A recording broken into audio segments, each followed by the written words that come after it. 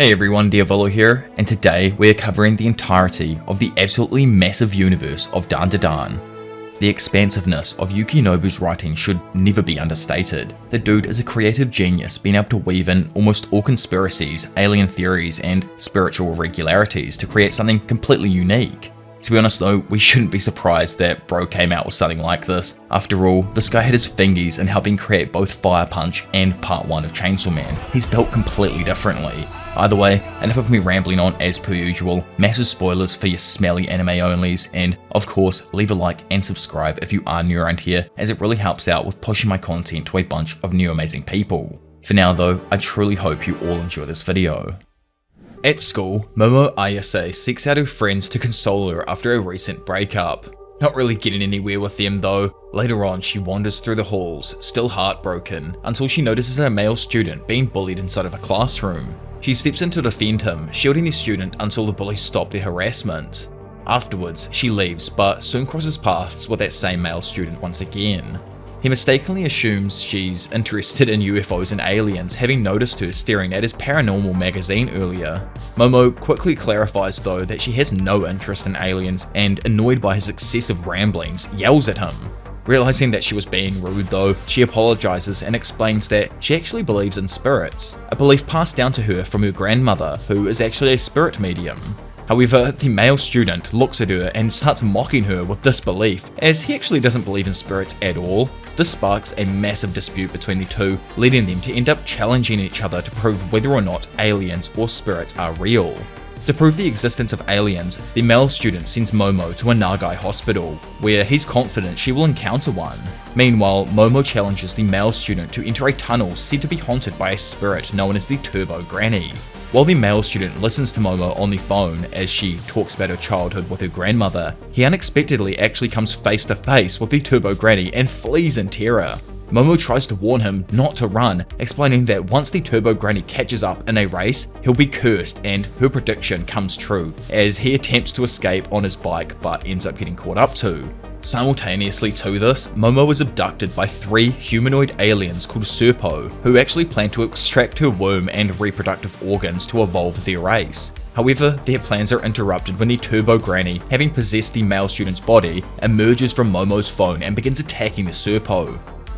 Though partially restrained by their psychokinesis, the male student regains control of his head and pleads with the Serpo to not harm Momo, explaining that she's actually the first person to ever acknowledge his existence. The Serpo though sadly ignore his requests and proceed to start with Momo's extraction by first stimulating her brainwaves. In the process, Momo remembers her grandmother's teachings on how to actually release chi from her body, awakening her psychic powers. She then uses those said powers to attack the Serpo, destroying the aircraft in the same attack.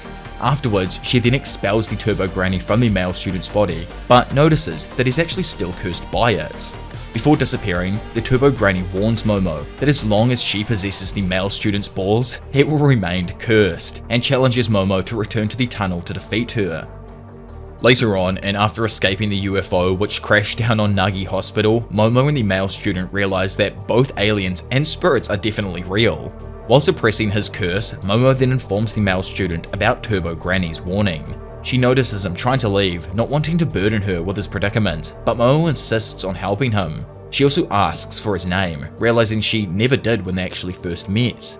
The male student then reveals that his name is Ken Takakura, leaving Momo speechless as it's actually the exact same name as an actor she idolizes. Unwilling to even think about calling him that name, she demands that he not use his real name around her and decides to call him Okarun instead, to which he agrees, which is obviously a play on otaku, and just him having the exact same name as the actor is damn hilarious. Like, I did not see that one coming. Obviously, if you have noticed, I'm going to be leaving out a bunch of stuff because some of these chapters run for like 70 pages and I've got to get through all 165 chapters of this saga, which is pretty much the entire story, by the way. Like, there's only 2 or 3 chapters that have released after the saga ends. So anyway, continuing onwards. As the sun then rises, Momo invites Okarun to her house to stay until nightfall, when the Turbo Granny is expected to reappear, because obviously, goblins and spirits only actually come out at nighttime. After removing the evil spirit thwarting talisman from the Torii gate to allow Okarun inside and giving him a change of clothes, Momo learns that Okarun actually challenged her at school out of a desperate desire to make friends. He starts to express doubt about himself, but Momo reassures him by explaining that his difficulty making friends stems from jumping to conclusions about others too quickly. She lets him know she's fine with talking to him, which actually gives Okuran a lot of relief. Soon after, they hear the sound of the evil spirit doorbell, and upon investigating, they are confronted by the Flatwoods monster, an alien associated with the Serpo, or the, aliens who just came down beforehand. The creature actually traps them by erecting a barrier around the area, meaning that they can't escape. Momo theorizes that the Flatwoods monster, with its sumo-like appearance, may lose the fight when it touches the ground. Using her powers, she then partially suppresses the Turbo Granny's curse on Okuran so that he can tap into her immense speed to fight back. Together, they then manage to make the Flatwoods monster fall and successfully harm it. However, the alien regrows an additional pair of legs to stay upright, then hurls Momo into the wall, blocking the Torii Gate. Stuck there on the Torii Gate, Momo endures long enough to actually exploit the wall's damage, creating a large enough gap to place the talisman back on the Torii Gate, exorcising the Flatwoods monster. Just before the exorcism takes full effect, Momo uses her powers to send Okuran out of harm's way so that he wouldn't be caught in the aftermath. After defeating the Flatwoods monster and escaping the barrier, Momo collapses from exhaustion. Helpless, she's left vulnerable as the Turbo Granny possessed Okuran and prepared to devour her. Fortunately, Momo's grandmother arrived just in time after having returned from a guest appearance on a television show and saves her while actually subduing Okuran by fighting off the Turbo Granny. Later on, Momo wakes up worried about Okuran and is relieved to find him safe, held within the shrine where her grandmother has confined him to keep the curse under control. After learning about the entire situation from her, Momo's grandmother advises her to stay away from Okuran, warning that the Turbo Granny is too dangerous, having fused with the spirit bound to the tunnel where she resides. But Momo refuses to abandon Okuran, and seeing her determination, her grandmother agrees to help them prepare for the upcoming confrontation with the Turbo Granny. She plans to train them by luring the evil spirit out of the Shono City through a game of tag. To regain full control of her psychic powers, which she feels have been limited since her encounter with the Serpo, Momo's grandmother instructs her to use her full sense of touch to suppress Okuran's curse. However, Momo's first attempt fails, and she finds herself awkwardly trying to suppress the curse while Okuran is using the bathroom. Suddenly, the Turbo Granny possessing Okuran's body communicates directly with Momo. She demands that Momo come to the tunnel at night or face harm to those Okuran cares about, starting with giving her grandmother a nosebleed as a warning. Unable to refuse this, Momo agrees to the demand. She later explains the situation to her grandmother and Okuran while preparing for what lies ahead. Late at night, Momo and Okuran find themselves at the tunnel, ready to confront the Turbo Granny once again. The moment they arrive, the Turbo Granny traps them by summoning two massive heads of herself to block both exits. Momo attempts to launch an attack with her energy-infused bats, while Okuran prepares to use the Turbo Granny's powers against her. However, the Turbo Granny actually nullifies the efforts with ease, even going so far as to return Okuran's Kintama, making him powerless to channel her abilities. Now cornered, Momo and Okuran stand frozen as the two grotesque heads draw closer to devour them. At the last moment, Momo remembers her grandmother's advice about luring Turbo Granny away from Shono City. She swiftly comes up with a plan and challenges the Turbo Granny to a game of tag. Intrigued, the Turbo Granny agrees to the challenge and grants them a 10-minute head start, but in a sinister twist, she counts down in her own distorted way, giving them only moments before she actually captures Momo. When Okuran tries to argue the fairness of the situation, the Turbo Granny uses the same warped logic to burn through his time as well. In a fit of desperation, Okuran then bites down on the Turbo Granny, which enrages her, prompting her to fully possess Okuran's body. With Okuran completely under her control, the Turbo Granny attempts to finish Momo off. However, Momo manages to use her abilities, which are triggered by touch, to choke the Turbo Granny despite it being in Okuran's body. Seizing this opening, Momo then channels her power to release the Turbo Granny inside Okuran, allowing him to once again regain control. The two then immediately escape the tunnel, though they know the earthbound spirit crab won't be far behind them. To outrun the giant earthbound spirit crab, Okuran shifts back into his Turbo Granny form, carrying Momo on his back. But realizing that his transformation won't last long enough to get them out of Shono City, Momo guides him towards a nearby hot spring. Their plan is actually to use the hot water to boil the crab. However, that sadly fails when they're suddenly surrounded by the townspeople possessed by spirits summoned by the Turbo Granny and the earthbound crab spirit. Desperate, Okuran transforms again and races through the crowd, but his high-speed movement inadvertently frees the Turbo Granny from his body. To Momo's horror, the Turbo Granny fuses with the earthbound spirit crab, creating a monstrous hybrid that prepares to devour them both. In a final act of ingenuity, Momo latches onto a passing train, pulling Okuran with her and tricking the fused entity into boarding as well. Knowing that her grandmother had set up a bunch of traps along the tracks leading to Kamakoshi City, Momo uses her powers to restrain the Turbo Granny, leading to the successful exorcism of both the Granny and the earthbound spirit crab as they cross into the trap's boundaries.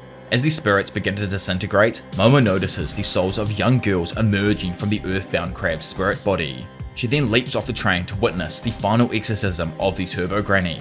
Later on, after Okuran regains consciousness, Momo confirms that they've defeated the Turbo Granny, and they later return to the tunnel with her grandmother to pay respects to the murdered girls. Momo learns from her grandmother that the tunnel was the site of several murders, and originally the Turbo Granny had only come here to console the spirits of these girls, as that was her original motive. This revelation actually moves Momo to tears. Her grandmother also reminds her of the delicate balance between the living and the dead, and expresses her relief that Momo survived. After having dinner with Momo and her grandmother, Okuran prepares to leave. As he says his goodbyes, Momo tells him she'll see him tomorrow, which catches Okuran off guard. The next day at school, Okuran feels nervous about how to greet Momo after the previous night. When he arrives at the entrance and sees her standing there, he assumes she must be waiting for someone else. However, Momo surprises him by deliberately bumping into him and suggesting they walk together, marking the start of a long bond between them. Once finishing the pleasant conversation on their way to class, Momo and Okuran are eager to talk again, so they immediately start searching for each other during lunch.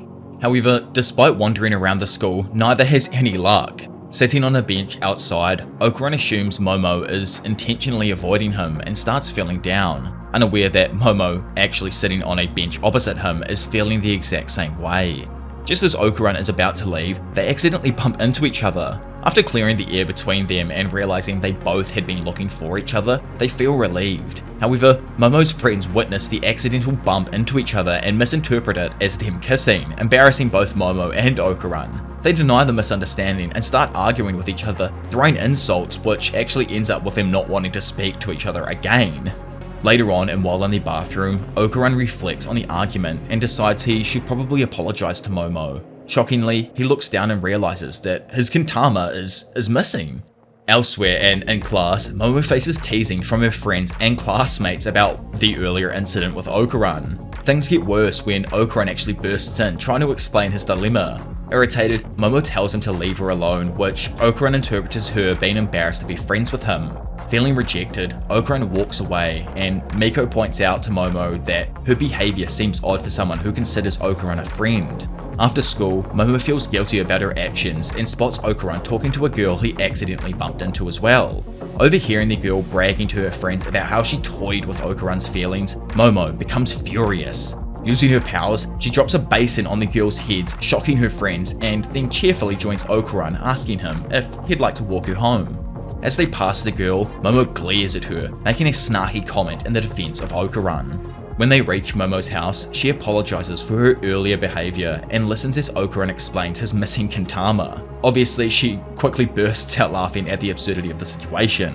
Psycho, however, scolds Okuran for not letting her examine him earlier and proceeds to inspect him using a mirror now. After the examination ends, Psycho discovers that something is inside Okuran and begins preparing an extraction ritual using a harrison, a bowl of water, a mani kaneko, and a talisman. I have no idea if I said mani kaneko right there or whatever, but yeah, correct me down below. She strikes Okuran with the harrison and asks Momo if she noticed anything unusual. Momo tells her that Okuran's aura has changed. Psycho then instructs Momo to use her powers to pull the aura out when it changes again. When Momo succeeds, the Maneki Nico doll suddenly comes to life and tries to escape. Momo restrains the doll with her powers and learns from Psycho that the Turbo Granny had secretly slipped into Okuran's body before being exorcised as a part of a plan for revenge. The Turbo Granny taunts Okuran, offering to reveal the location of his Kintama if he killed Momo and Psycho. This enrages Okuran, causing him to unintentionally unleash the Turbo Granny's power. Since only the Turbo Granny's consciousness had been extracted though, she's utterly powerless against them. Despite their past as enemies, Momo ends up striking a deal with the Granny. They'll actually return her powers if she helps them find Okuran's Kintama. The Turbo Granny agrees with this, but admits she lost them during her defeat. Which is crazy to think that she just placed them somewhere. I don't know what she would have been doing with them, but yeah. Momo and Okuran then set out to search for his Kintama, but fail to find them. The Turbo Granny speculates that a spirit or yokai might have taken them, attracted by the golden spiritual energy they emit, which is like, what is going on with his nuts, bro? Either way. The following day at school, Okuran is approached by a male classmate who expresses his intent in meeting Momo and mentions a rumor circulating about her behaving inappropriately. Hearing this, Okuran accidentally lets the Turbo Granny's powers take control for a moment, but quickly regains control and apologizes to the man after.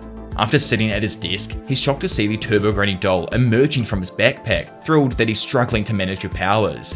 Panicking, Okuran rushes out of the classroom to avoid drawing attention to the spirit. He tries to inform Momo, but he becomes too flustered to speak, especially after recalling his classmates' comments that made him realize how cute Momo is. Overwhelmed, he just runs away in a panic, with Momo chasing after him in confusion. Later on, Momo talks to her friend Miko about her frustration with Okuran for avoiding her. Miko informs her that he actually stood up for her when a classmate was speaking badly about her, leaving Momo puzzled as to why he's been acting so distant recently. Meanwhile, Ira Shiratori, the girl Momo dropped a basin on the previous day, walks the school halls, basking in the admiration of all the boys around her. Ira recalls how she spread the rumor about Momo after realizing that Momo was responsible for the accident, having witnessed her powers. She also pulls out one of Okuran's Kintamas, which she found the day before, believing it to be a holy ball and a sign that she's destined to save the world. She and her friends begin gathering items for her plan, set to unfold after school ends. Ira also points out a mysterious woman in red outside, but her friends can't see the figure, leading her to believe that the woman is Momo's familiar. During lunch, the Turbo Granny reveals herself to Momo and Okuran, informing them that she spotted a strange woman at the school who might be connected to Okuran's missing Kintama. She promises to reveal the woman's whereabouts after the school. Before they can continue searching though, Ira approaches Momo, requesting to speak in private with her. To avoid conflict, Momo agrees and instructs Okuran to keep searching without her. As Momo and Ira then walk away, the Turbo Granny tells Okuran that she recognizes Ira. Momo follows Ira to an abandoned warehouse where Ira's friends ambush and restrain her with zip ties. Ira attempts to exorcise Momo using a Bible and cross, but this only irritates her. Using her powers, Momo easily frees herself and learns that Ira has one of Okuran's Kintamas, mistakenly believing that it would somehow protect her. Momo tries to explain what the ball really is, but before she can, Okuran bursts in, searching for her. Momo informs him that Ira has one of his Kintama and deduces that she might be the strange woman the Turbo Granny mentioned earlier. However, Bro reveals that he isn't the target. The strange woman is actually after Ira. At that moment, the random woman appears, grabs Ira and declares that she is her mother. Okuran transforms into his Turbo Granny form to save Ira, but the strange woman evades his attacks with acrobatic movements. She then swallows Okuran, kicks Momo aside, and pleads with Ira to call her mother, like she did 10 years ago. After recovering, Momo learns from the Turbo Granny that the strange woman is a yokai known as Acrobatic Silky. Silky swallows Ira when the girl rudely rejects her, previous offer to call her mother. Blaming Momo for Ira's defiance, Acrobatic Silky then attacks her using her hair as a weapon. Silky offers to forgive Momo if she also calls her mother, but Momo refuses and is swallowed as well. Inside Silky, Momo quickly plans her escape, realizing that Silky had swallowed her own hair. With the help from Turbo Granny, Momo sets Silky's hair on fire using Ira's cross lighter. Silky panics as the flames spread inside her, eventually vomiting out the 3 children she swallowed. Standing there now, Momo and Okuran prepare for a counterattack. While still in his Turbo Granny form, Okuran carries the unconscious Ira and follows Momo's instructions, leading Acrobatic Silky on a chase around the warehouse. When Silky catches up to him and kicks him aside, she moves to capture Ira, but finds her permed hair damaged from the fire stuck to various objects in the warehouse. Momo reveals that she set this trap. As Silky struggles to then free herself, Momo uses her powers to restrain the yokai's feet, and Okuran launches himself at her, preparing to take her down. With Acrobatic Silky then defeated, Momo and Okuran retrieve one of his missing Kintama from the unconscious Ira. However, their relief quickly turns to shock when the Turbo Granny reveals that Ira has actually died as a result of being swallowed by the yokai. Desperate to save her, Momo and Okuran frantically try to revive Ira. Acrobatic Silky, now remorseful and weakened from their battle, stands back up and offers a solution. she will transform her aura to Aira to restore her life, as every living being requires an aura to survive. To show that she means no harm, Acrobatic Silky rips off her own mouth, preventing herself from trying to consume Aira again. Despite their doubts, Momo chooses to trust Acrobatic Silky's offer, with Okarun standing by in his Turbo Granny form, ready to intervene if the yokai tries anything. Following Acrobatic Silky's instructions, Momo uses her powers to facilitate the aura transfer. As she does so, Momo catches a glimpse into Acrobatic Silky's tragic past, revealing how she actually met Aira and shedding a light on the deep emotional suffering and loneliness the yokai had endured. Following this, we see that the transfer is successful, and to their immense relief, Aira wakes up. However, without her aura, Acrobatic Silky begins to crumble and fade away. The Turbo Granny explains that without an aura, Acrobatic Silky's existence will be erased. As Silky starts to disintegrate, she apologizes to Aira for her actions and expresses deep regrets for not being there for her real daughter. Moved by Silky's genuine sorrow, Aira embraces the yokai, calling her mother and telling her that she loves her. Touched by the moment, Acrobatic Silky smiles as she passes on into the afterlife, her form dissolving completely. Momo watches with a sense of closure, hoping that Acrobatic Silky and her daughter have found peace together in a better place. Later on at the ISA house, Aira is invited over for a meal with Momo, Okarun, Psycho, and the Turbo Granny. Momo, believing that Aira holds a grudge against her for dropping a basin on her head previously, apologizes for the incident. However, she also demands that Aira apologize to Okarun for humiliating him during that time. Aira admits that she did hold a grudge, but reveals that she views Momo as a demon she must defeat to protect the world. This leads to an argument between Momo and Aira, with Momo denying the claim. Before leaving, Aira asks Okarun why she chose to rescue her despite her seeing him as a demon as well. Okarun simply replies that it's natural to help someone in trouble. Soon after, Momo, Psycho, and the Turbo Granny successfully return Okarun's Kintama to his crotch, much to his relief and happiness. The next day at school, Momo discusses with Okarun their plan to find his other Kintama, but he mentions wanting to focus on a report first. Momo agrees and spends her lunch with her two friends. However, she grows suspicious that Okarun is hiding something from her. Miko suggests that Okarun might be associating with another girl, though Momo denies it. Despite this, she starts to picture him with Aira in her head. While getting drinks for herself now and Miko, Momo can't shake the uneasy feeling about Okarun. Meanwhile, at the edge of school, Okarun is secretly working out to strengthen himself against future threats. Over there in the corner of the school, he is unexpectedly discovered by Aira, who tries to kiss him to confess her feelings, leaving him completely in shock. Okarun tries to distance himself from her advances, but he accidentally falls on top of her. At that exact moment, and of course it's at that exact moment, Momo arrives and catches the two in a compromising position. Feeling utterly betrayed, she walks away thinking Okarun lied about the report to spend time with Aira and refuses to ever even hear his explanation. Later, feeling down and unable to concentrate in class, Momo suddenly finds herself transported into a flooded, empty space, where she sees a large eel-like figure in the distance. She hides from the creature, but the noise she accidentally makes causes the eel to react by shooting a water blast in her direction, barely missing her. As the eel moves away, Momo starts to wonder where Okarun is. Meanwhile, Okarun finds himself in an empty space, where he meets Aira and explains that he suspects an alien has arrived at their school. He recalls being in an empty space during the Flatwoods monster's appearance and theorizes that they can only escape by defeating the alien. Confirming this for him, the two are then soon attacked by a humanoid crab alien. Okarun, instantly transforms into his Turbo Granny form to protect Aira and himself, but is quickly subdued by the alien's psychokinesis. The attackers are revealed to be the Serpo once again, returning to capture Okarun for his yokai powers, which intrigued them after their first encounter with the Turbo Granny. With the Serpo's psychokinesis neutralizing his powers, Okarun becomes helpless as they prepare to perform surgery on him. However, Aira, somehow, in that moment, awakens her acrobatic silky powers and saves Okarun, further convincing her that she is the world's chosen one. With her newfound agility, Aira battles the crab alien and the Serpo, while Okarun, now stripped naked during the Serpo's surgical preparations, desperately searches for his clothes. During the battle, Aira gains the upper hand thanks to her agility, but after being pounded by the Serpo's psychokinesis, she is hit by a powerful punch, sending her crashing down. Now aware that Aira has yokai powers as well, the Serpo decide to capture her too and to subdue both Aira and Okarun. However, Momo arrives just in time and uses her psychic abilities to cancel the Serpo's control over them, giving Okuran the chance to launch an attack on the crab alien. Instantly, the Serpo are shocked and fearful of facing Momo again, revealing that they had unleashed the water creature to avoid another confrontation with her. While Momo supports Okuran by continually cancelling out the Serpo's powers, Okuran and Aira team up to fight the crab alien, who has been physically enhanced by his superiors. Their battle is interrupted though when the flooded void begins to overflow, with walls and ceilings transforming into water. As they float above the water, Momo, Okuran and Aira look down to see the water creature swimming below them.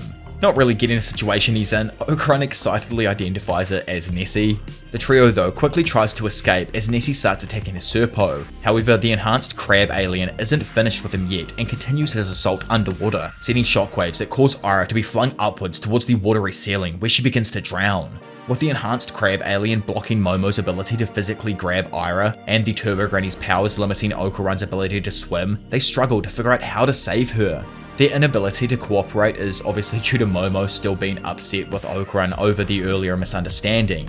Sensing Momo's lingering frustration, Okuran firmly insists that he will explain everything and clear up the misunderstanding, but is cut off by another attack from the enhanced crab alien. After diving down to shield Momo from the attack, Girl comes up with a plan to use her psychic powers to control Okuran like a speedboat, allowing them to reach Aira in time and rescue her from drowning. After Momo and Aira then strip down to their underwear, as ordered by Momo since, their extra water resistance was making it hard for them to move, the three prepare to face their enemies, planning to fight with all of their strength. Just before they dive down to confront the aliens, Momo, Okuran and Aira look down to see a Serpo fused with the crab alien and Nessie.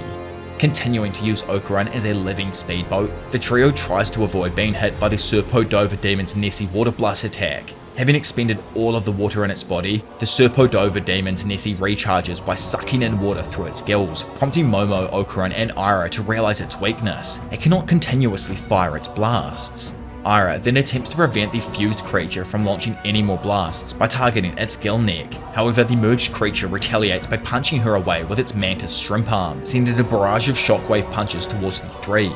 While trying to dodge the attacks, Momo receives a hint from Okuran about how they could possibly defeat the fused alien, but become separated from the others after the alien lands a hit on them. Viewing Momo as the most dangerous of the three, Dover Demon Nessie chooses to target her with the intention of beating her to death first. However, before it can even land a hit, Momo uses her powers to lower the water level, causing the Serpo Dover Demon Nessie's arms to rip apart just as she had planned. She had previously deduced that the creature would not be able to handle its mantis shrimp strength if it was out of the water and its body would fall apart. The monster then attempts to trap Momo in its mouth and dives underwater, intending to drown her and recharge for another blast at close range. However, Aira seizes the opportunity and grabs the fused alien's neck with her hair. Okuran then uses it as a pathway to run along, compensating for the Turbo Granny's inability to swim. He propels himself at tremendous speed, tearing the Serpo Dover Demon Nessie in half and saving the girls. With the Serpo defeated, Momo, Okuran and Aira manage to escape from the empty space, returning to their normal school environment with a sense of relief. However, they soon find themselves in an embarrassing predicament when their classmates catch sight of them in the halls, clad only in their underwear. This leads to a panicked dash away from the scene, necessitating an explanation to the school's nurse. After the nurse departs, Momo voices her curiosity about why the Serpo are targeting individuals like Okuran and Aira for their yokai powers instead of going after the yokai themselves. Okuran proposes a theory that the presence of a yokai on Earth is thwarting an alien invasion, and the Serpo must abduct people with yokai powers to study them and enhance their own technology. As Momo and Aira weigh in on this theory, the conversation shifts back to their recent embarrassment, prompting Aira to suggest that they actually pin the blame on Momo. Not wanting to deal with the hassle of making even more excuses, Momo reluctantly agrees just as her friends arrive to take her away. Once alone with Okuran, Momo demands an explanation for the earlier incident involving him and Aira. He reveals that he was secretly training by himself and had to fend off Aira's advances. This leads to a playful teasing from Momo when Okuran admits he was trying to impress her with his training. Just as he then prepares to leave, Momo attempts to share her thoughts, but is interrupted by the arrival of her friends who are eager for an explanation about the earlier situation. After providing them with a vague excuse for her inability to elaborate, Momo hears Miko speculate that she probably got into a fight with Aira over Okuran, a claim she instantly denies. Meanwhile, Ira finds herself confronted by her classmates after the earlier debacle, only to hear them conclude that Momo is to blame. Following this, a nasty rumour then spreads throughout the school, painting Momo as a bad person. Feeling guilty as her classmates begin to insult Momo, Ira steps forward and bravely confesses that the rumour is untrue and that she is the one who circulated it. After her confession, Ira leaves the classroom and sits outside, feeling disheartened about having damaged her own reputation. Momo approaches her, deducing from the absence of Ira's friends that Ira didn't go through with her plan to shift the blame onto her. Just as Ira attempts to deny this, both of the girls are startled by the sudden reappearance of the Dover Demon, who is oozing a mysterious white substance. Pause, man. Motivated by the need to earn a living for his family, the Dover Demon prepares to resume his previous assault. However, he collapses before Momo and Ira, utterly exhausted and injured. Upon waking up from a dream about his son, the Dover Demon finds himself in the ISA household where Momo, Okuran, Saiko, and Ira have actually taken care of him. He expresses his heartfelt gratitude to them, explaining that it's the first time he's ever experienced kindness and assures them that he has no intention of harming them again.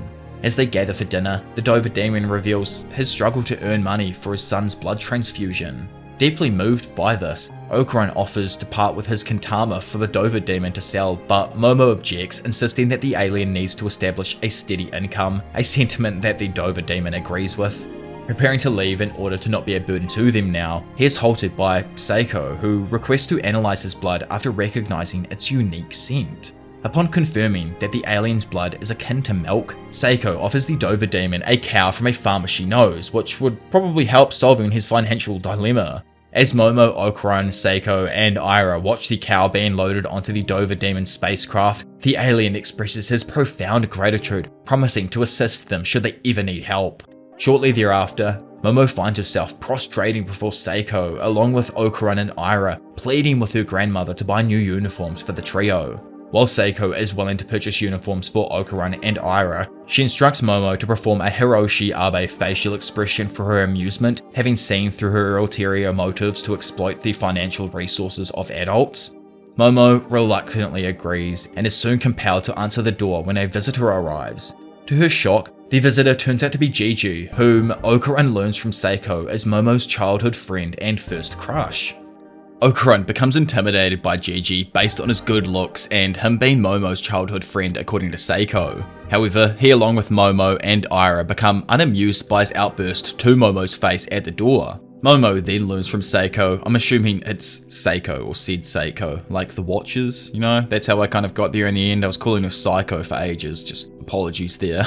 That Gigi will be staying with them for the time being until his parents are out of the hospital, much to her disapproval. Ira becomes paranoid by Gigi's sudden appearance, thinking that Momo is trying to gather allies for the end of the world and tells her that she will stop her before dashing out, which adds to Momo's annoyance. Okuran prepares to leave as well, but not before telling Momo that he will see her tomorrow, as the latter demanded, having told it to him the last time. This causes the two then to blush as they walk away.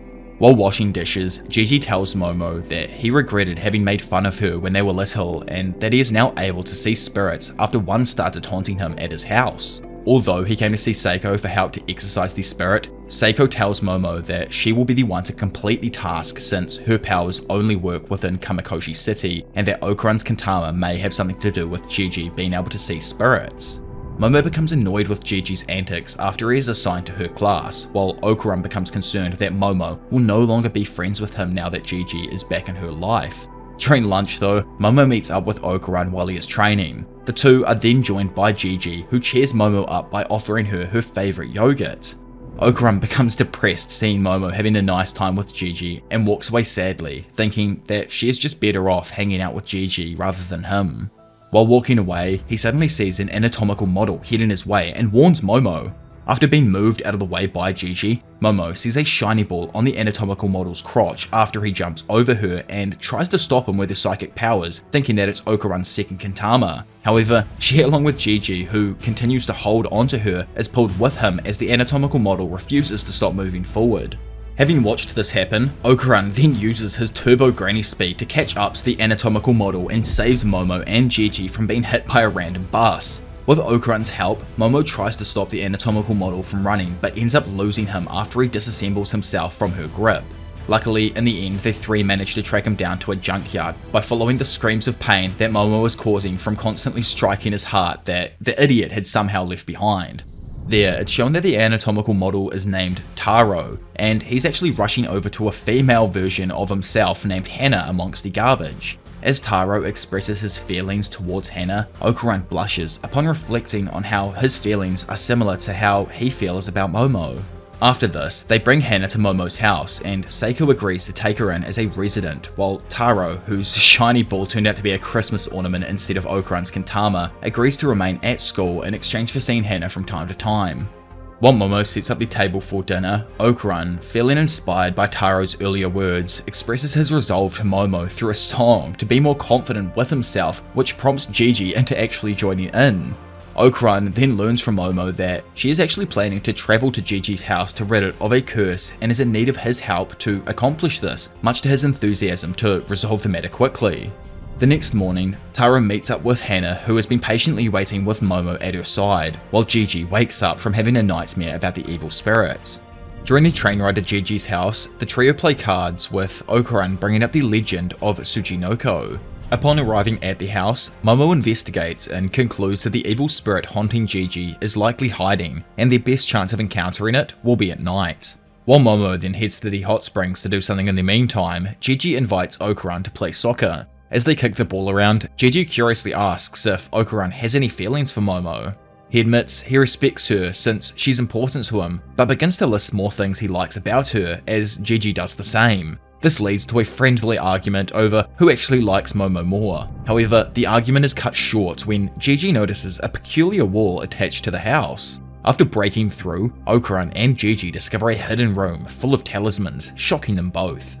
Shortly afterwards, the female members of the Kaito family, who are actually the landlords of Gigi's house, arrive home. At the hot springs, Momo finds herself trapped when, randomly, male members of the Kaito family enter intending to assault her, which is actually crazy, man. Like, the amount of assaulting going on in this story just needs to chill out a little bit, but obviously either way, she attempts to defend herself with her powers, but gets restrained by one of the men. Fortunately, the walls of the hot springs mysteriously collapse on the attackers, allowing Momo to escape. She then finds Turbo Granny relaxing in the bath, who reveals that she snuck into Momo's bag earlier to enjoy the hot springs too. Obviously, she was the one that knocked the walls over.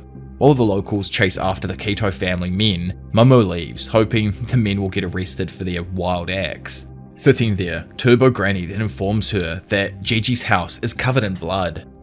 Soon after, Momo visits a nearby Tsuchinoko shrine where a strange priest shows her the Tsuchinoko's shed skin. He also explains the village's dark history of human sacrifices made to appease the Tsuchinoko, preventing the village's volcano from erupting. Elsewhere, and once the female Kaito family members settle into Gigi's house, the family head interrogates Gigi about his recent disappearance and whether he's brought more spirit mediums. Gigi lies, saying the mediums were scammers, and claims he left to invite Okuran over. Shortly after this though, the male Kaito family members from the hot springs arrive home, accompanied by Officer Suru, who actually helped them escape an angry mob. One of the men approaches Gigi, asking who Okuran is. He explains that Okuran is his friend, and to test this, the man asks what Gigi's favourite soccer team is. Okuran successfully answers by referencing a poster covering the hole that Gigi had made earlier. However, the family head sees through Gigi's earlier lie about not inviting a girl over, and he loses her trust. Later, Momo returns to find Okuran and Gigi beaten by the Kaito family. As they attack her too, Momo defends herself but is knocked into the hidden room by the family's head. Inside, Momo learns that for over 200 years, the Kaito family has been offering human sacrifices to the Tsuchinoko, making her realize that Gigi's parents were probably also victims of theirs. The family now intends to sacrifice Momo and her friends next. Momo tries to escape the sinking room, but is held back by the Kaito family. However, after Okuran and Gigi regain consciousness, they push the Kaito family into the room themselves and attempt to pull Momo out. This doesn't exactly work, and all of them end up falling into the underground sacrificial lair where the Tsuchinoko resides. After coming face to face with the Tsuchinoko, Okuran and Turbo Granny recognize it as a Mongolian deathworm. The beast goes berserk, devouring the Kaito family despite their attempts to worship it. Quickly running off, the trio hide among the underground houses, but Momo and Okuran fall under the influence of the Tsuchinoko's psychic waves, forcing them to attempt to take their own lives. Strangely, it's revealed that Gigi is somehow immune to these waves, something Turbo Granny seems to understand. Gigi then scrambles to stop them from hurting themselves while avoiding the Tsuchinoko's rampage. Just as the worm then detects Gigi outside, trying to save Momo and Okarun, the evil spirit haunting Gigi finally reveals itself. The appearance of this spirit snaps Momo and Okarun back to their senses. Turbo Granny identifies this spirit as Evil Eye, a powerful yokai known for pushing people over the edge, should I say in short enough terms, with a malevolent gaze. The reason that it's actually come about is because its influence is clashing with the Tsuchinoko's psychic waves. Seizing the opportunity, Okarun transforms into his Turbo Granny form and attacks Tsuchinoko, slicing its head off. However, the worm regenerates and chases after Momo and Gigi. As Evil Eye approaches, Gigi demands to know if it was truly responsible for his parents' Kumicide attempt. Evil Eye responds by locking eyes with Gigi and showing him the memories it holds from before and after its death.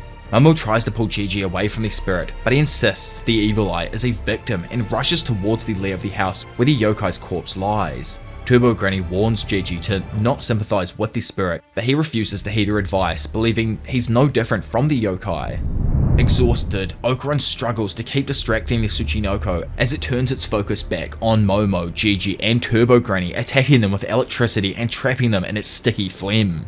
Just as the Tsuchinoko is about to devour them, Gigi wakes up and punches the creature. It is then revealed that Evil Eye has possessed Gigi's body after the dude subconsciously agreed to play with it, and now with control intends to use Gigi's body to kill all humans. Turbo Granny quickly warns Momo to prepare her powers, but Evil Eye kicks her aside and pins her to the wall. It erects a barrier made from the grudges of past sacrifices to block the Tsuchinoko's electricity. After attacking it with a grudge ball, the Tsuchinoko retreats back underground. Standing there, Turbo Granny explains that Gigi has immense spiritual power, which is what the Evil Eye sought to possess. The yokai moves to attack Momo, but Okarun intervenes, furious at the harm caused to both Momo and Gigi. He blocks the attack and carries Momo to the top of the lair. Okarun tells Momo that they can't stay underground due to the Tsuchinoko releasing venom, and that their only chance of defeating it is to expose it to sunlight. With Gigi still possessed, Okarun tells Momo to escape while he handles the Evil Eye. Though initially reluctant, Momo trusts him and agrees, promising to come back for him later. Okarun then launches her towards the surface and prepares to face Evil Eye alone. Up above, and unable to create a long enough rope for Okarun to climb out with, Momo recalls memories from her childhood with Gigi and ends up setting the house on fire to create an opening. Meanwhile, Okarun fights Evil Eye below, but the possessed Gigi's body weakens from the Tsuchinoko's poison. Evil Eye, noticing this and deciding that the battle should end, traps Okarun inside his cursed house, limiting his movements. The yokai then ruthlessly beats Okarun with a barrage of punches, savoring each blow that he lands. As he prepares to finish Okarun, Evil Eye looks down and taunts him, vowing to go after Momo next. Enraged, Okarun grabs Evil Eye's face, telling him to just stop talking. With a surge of fury, Okarun then unleashes a flurry of brutal punches, eventually knocking Evil Eye unconscious with one final blow that sends him flying out of the cursed house. Exhausted but determined, Okarun tries to stand, thinking of a way to possibly escape the lair now. As he moves Gigi's body, Okarun hears Turbo Granny calling for help. Trapped by the Tsuchinoko's sticky phlegm, she cries for Okarun's assistance. However, Okarun accidentally gets himself stuck as well, and the two begin to frantically yell for Momo to come and save them. After the fire department arrive to extinguish the blaze at the Inoji house, Momo, while being detained by the police for starting the fire, shouted at the firefighters to hose down the ground before the sun set. Soon after, the ground began to shake and Tsuchinoko emerged from the house, sending the public into a panic as they fled in terror. Gasping for air after being submerged in water from the soaked ground, the Tsuchinoko started to dry up under the sunlight, just as Momo had planned. She recalled an earlier lesson Gigi had once taught her about earthworms. Seeing the Tsuchinoko taking cover behind the remains of the Inoji house now to avoid the sun, Momo uses her psychic powers to hurl a fire truck at both the house and the creature, ultimately killing the worm as it has succumbed to the harsh sunlight. After confirming that the Tsuchinoko was indeed dead, Momo was horrified when it vomited out the Kaito family, who were somehow still alive. The head of the Kaito family then blamed Momo for killing the Tsuchinoko, claiming that its death would trigger the eruption of the village's volcano, as foretold in the prophecy. Upon hearing this, Momo realized the true meaning of the legend and corrected the head Kaito family member, explaining that the prophecy referred to the fountain at the hot springs. She then swiftly used her powers to transport the Tsuchinoko's remains to the fountain, before plugging it with the worm's anus, which is freaking mental, man. By then using the Tsuchinoko as a giant hose, Momo managed to cool down the magma in the forest as the worm's mucus began to flow out of its mouth, which is, oh my god. Although her plan is working, Momo was interrupted by the head Kaito family member, who refused to let her mock the Tsuchinoko or take credit for saving the village.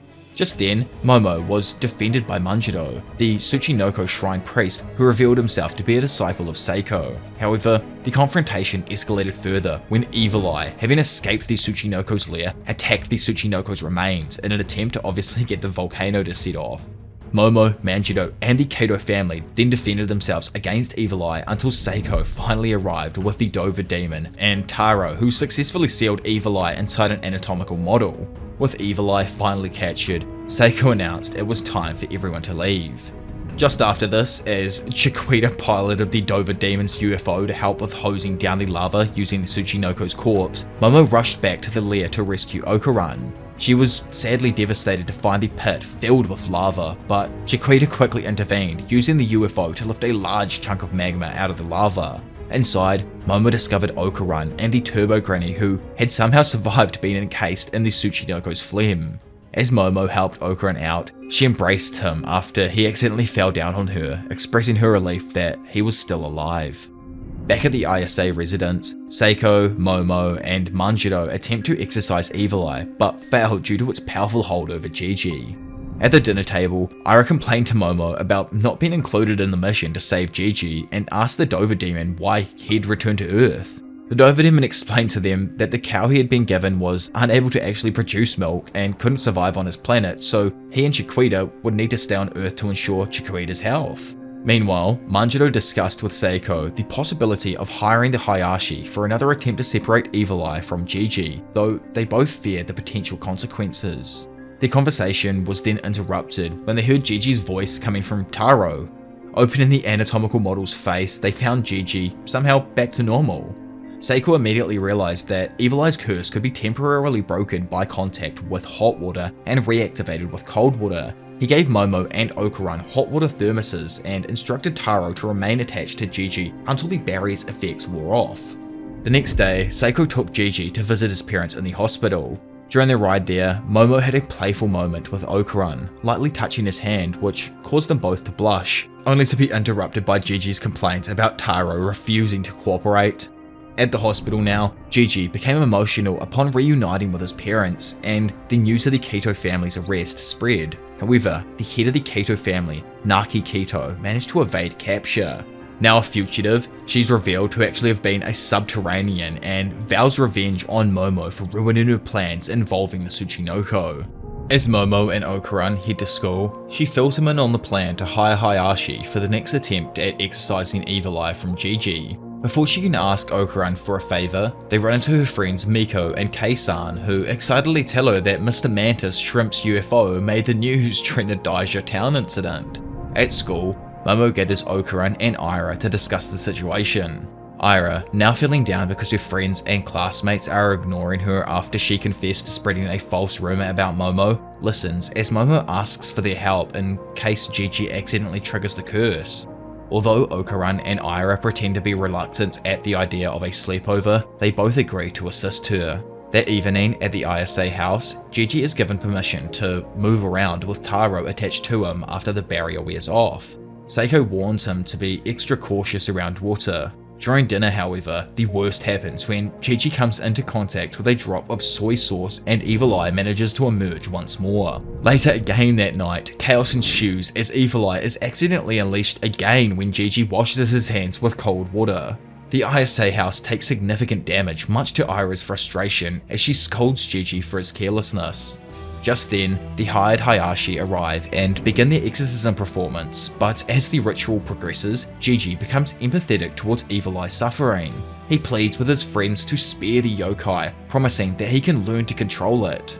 Seiko agrees to actually stop the exorcism, accepting Evil Eye into her family, but Aira expresses her frustration, pointing out that she, Momo, and Okuran will still have to keep watch over Gigi until he can control it. Okuran though just responds by pledging to improve himself to help keep Evil Eye in check, which motivates Momo and Aira to commit to the same. Despite their collective decision to spare Evil Eye in the end, Momo is left dismayed by the additional damage to her already battered house. Later, and with Gigi now undergoing training with good old Granny to suppress Evil Eye, Momo decides to find a part-time job to help pay for the house repairs. In the end, she ends up getting hired as a waitress at Momo Kikoho Cafe. To her surprise and embarrassment, Miko, Kei-san, and Okuran visit the cafe to tease her while she's working. After her shift, Okuran offers to walk her home, despite Momo's initial refusal to let him stay until she's finished. On their way home, things take a turn when they are actually confronted by Evil Eye yet again after Gigi is splashed by Aira's cold drink. In a quick thinking move, Momo spits out the hot water she was drinking earlier, returning Gigi back to normal when it hits him.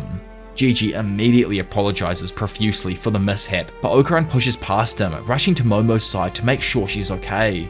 After the incident, tension builds between Okuran and Gigi, who now struggle to interact with each other, while Aira, who actually caused it, feels guilty for doing that in the first place and putting Momo in danger. Wanting to improve himself and face Evil Eye with more confidence, Okuran seeks out Mr. Mantis Shrimp to learn how to throw a proper punch. However, the alien refuses, explaining that he doesn't believe in violence. Meanwhile, back at the ISA house, Manjiro tries to persuade Seiko to rehire the Hayashi for another exorcism attempt after the recent chaos.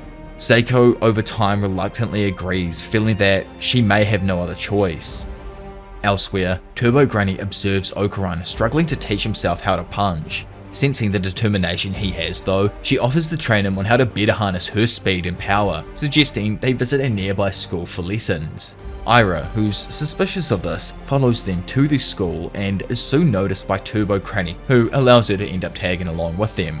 Once in school, the trio heads to the music room, where our good old Granny uses a piano to explain the concept of combat rhythm. She insists that if Okuran can match his attacks to a rhythm, he'll better control her immense speed. To test this theory, she deliberately plays an awful tune on the piano, summoning the music room portraits ghostly figures intent on attacking Okuran and Aira.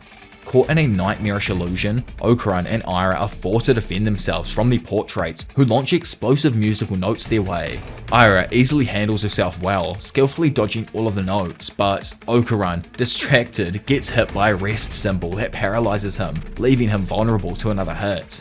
Bombarded by the portrait's attacks, Okuran starts to lose confidence in himself. Turbo Granny, overhearing his frustration, shouts at him to focus, reminding him that Aira won't hold out forever if he doesn't step up. Desperate to turn the tide, Okuran recalls the rhythm of the Hayashi music from the exorcism and synchronizes his movements to it, allowing him to deftly dodge the notes and help Aira close the distance. With Okuran's aid, Aira uses her acrobatic silly hair to grab and eliminate the conductor of the portrait, cutting off their ability to fly. As the illusions shift again, the pair find themselves in an opera house setting, where they are attacked by a chorus army of portraits. Turbo Granny informs them that the portraits are hiding behind 4 giant figures. Aira, thinking quickly, uses her hair to lift herself and Okuran onto one of the giants before kicking it down towards the musicians below. Despite taking a brutal hit, Aira preserves, driven by memories of the incident between Momo and Evil Eye. With renewed resolve, she then takes down the remaining giants using her hair. As Okuran closes in on the musicians below, Turbo Granny advises him that, with her speed, he should be able to land 5 hits in the span of 1 beat. Channeling his newfound rhythm, Okuran delivers a flurry of blows, hitting all 5 musicians simultaneously, leaving a series of after images in his wake. With the musicians all knocked out, the illusionary opera house disappears and the group finds themselves back in the music room. Quickly, Okuran checks on Aira and thanks her for her help during the fights. Aira, despite expecting to feel flattered by the compliment, feels strangely conflicted and ends up bickering with Turbo Granny over how Okuran should be showing more appreciation for her training. Due to this, Okuran also thanks Turbo Granny, but she warns him that he still has a long way to go before mastering her powers. Curious, Ira asks about the nature of the music room portraits, and Turbo Granny reveals that they are tulpas, manifestations of fear brought to life by those afraid of the music room portraits. Ira grew suspicious, wondering if the spirit had orchestrated the entire encounter, but our good old Granny just smirks and plays along with the accusation, leaving Ira even more perplexed than ever. Later on, Manjiro sternly informs Gigi that controlling Evil Eye on his own is impossible and that another exorcism must happen the next day. As the group then absorbs this, Okuran steps forward, calling out to Gigi to confront Evil Eye head on now. He passionately explains that though the decision to accept Evil Eye is unconventional, it's also admirable because he's also not determined to be the weak link. Seiko, recognizing Okuran's resolve, grants him permission to proceed, and Gigi, trusting Okuran, releases Evil Eye. With his enhanced control over Turbo Granny's powers now, Okuran swiftly gains the upper hand against Evil Eye. He then expertly dodges Evil Eye's grudge ball attack and lands hit after hit on the formidable yokai.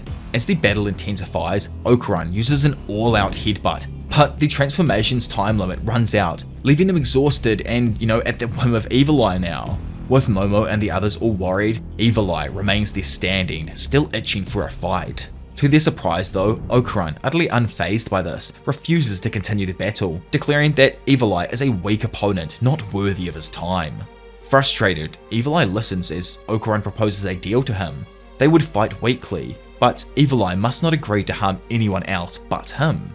Confused by the dude's random behaviour, Momo seeks an answer from him and Turbo Granny explains to her this is Okuran's plan. He realised that Evil Eye, with its infantile mentality, views fighting as a form of play. By essentially becoming the yokai's playmate, Okuran hopes to keep its destructive tendencies in check. Before then sealing the agreement, Evil Eye bizarrely removes its underwear and hands it to Okuran, symbolising its temporary submission to him.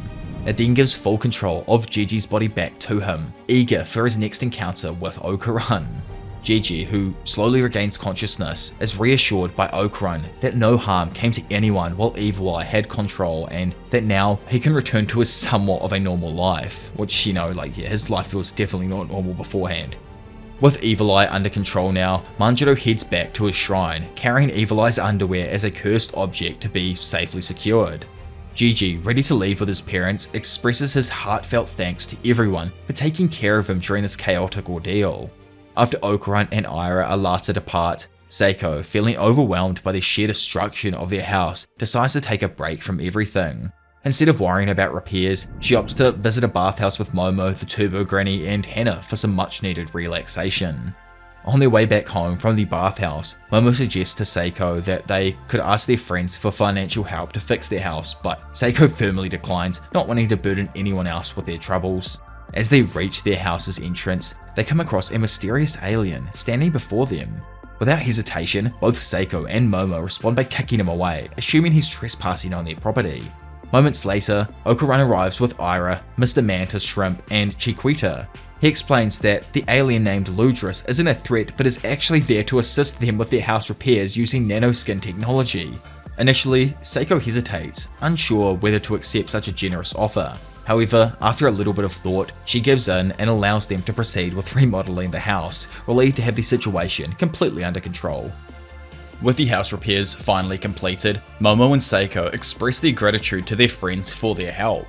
Okuran, feeling especially connected, tells Momo that fixing the ISA house was important to him since he now sees it as his own home too. This makes Momo happy and she reassures him that he's always welcome to visit. Later, after everyone has left, Momo and Seiko settle in for some much needed rest, only to be visited by the Inoji family who arrive to repair the house but are surprised to find it already finished.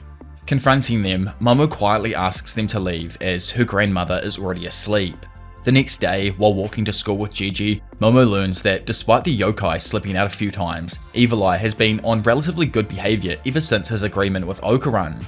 Gigi suspects that the yokai might even be enjoying himself, but Momo reassures Gigi that if anything does happen, he can always come to her for help. Gigi then teases Momo though, asking if she happens to have a crush on anyone, causing her to blush. Flustered, Momo hurries ahead, leaving Gigi behind as he flirts with some more girls who have just approached him. However, when one of them offers Gigi a cold drink, Momo's alarm bells go off, knowing that it could awaken Evil Eye.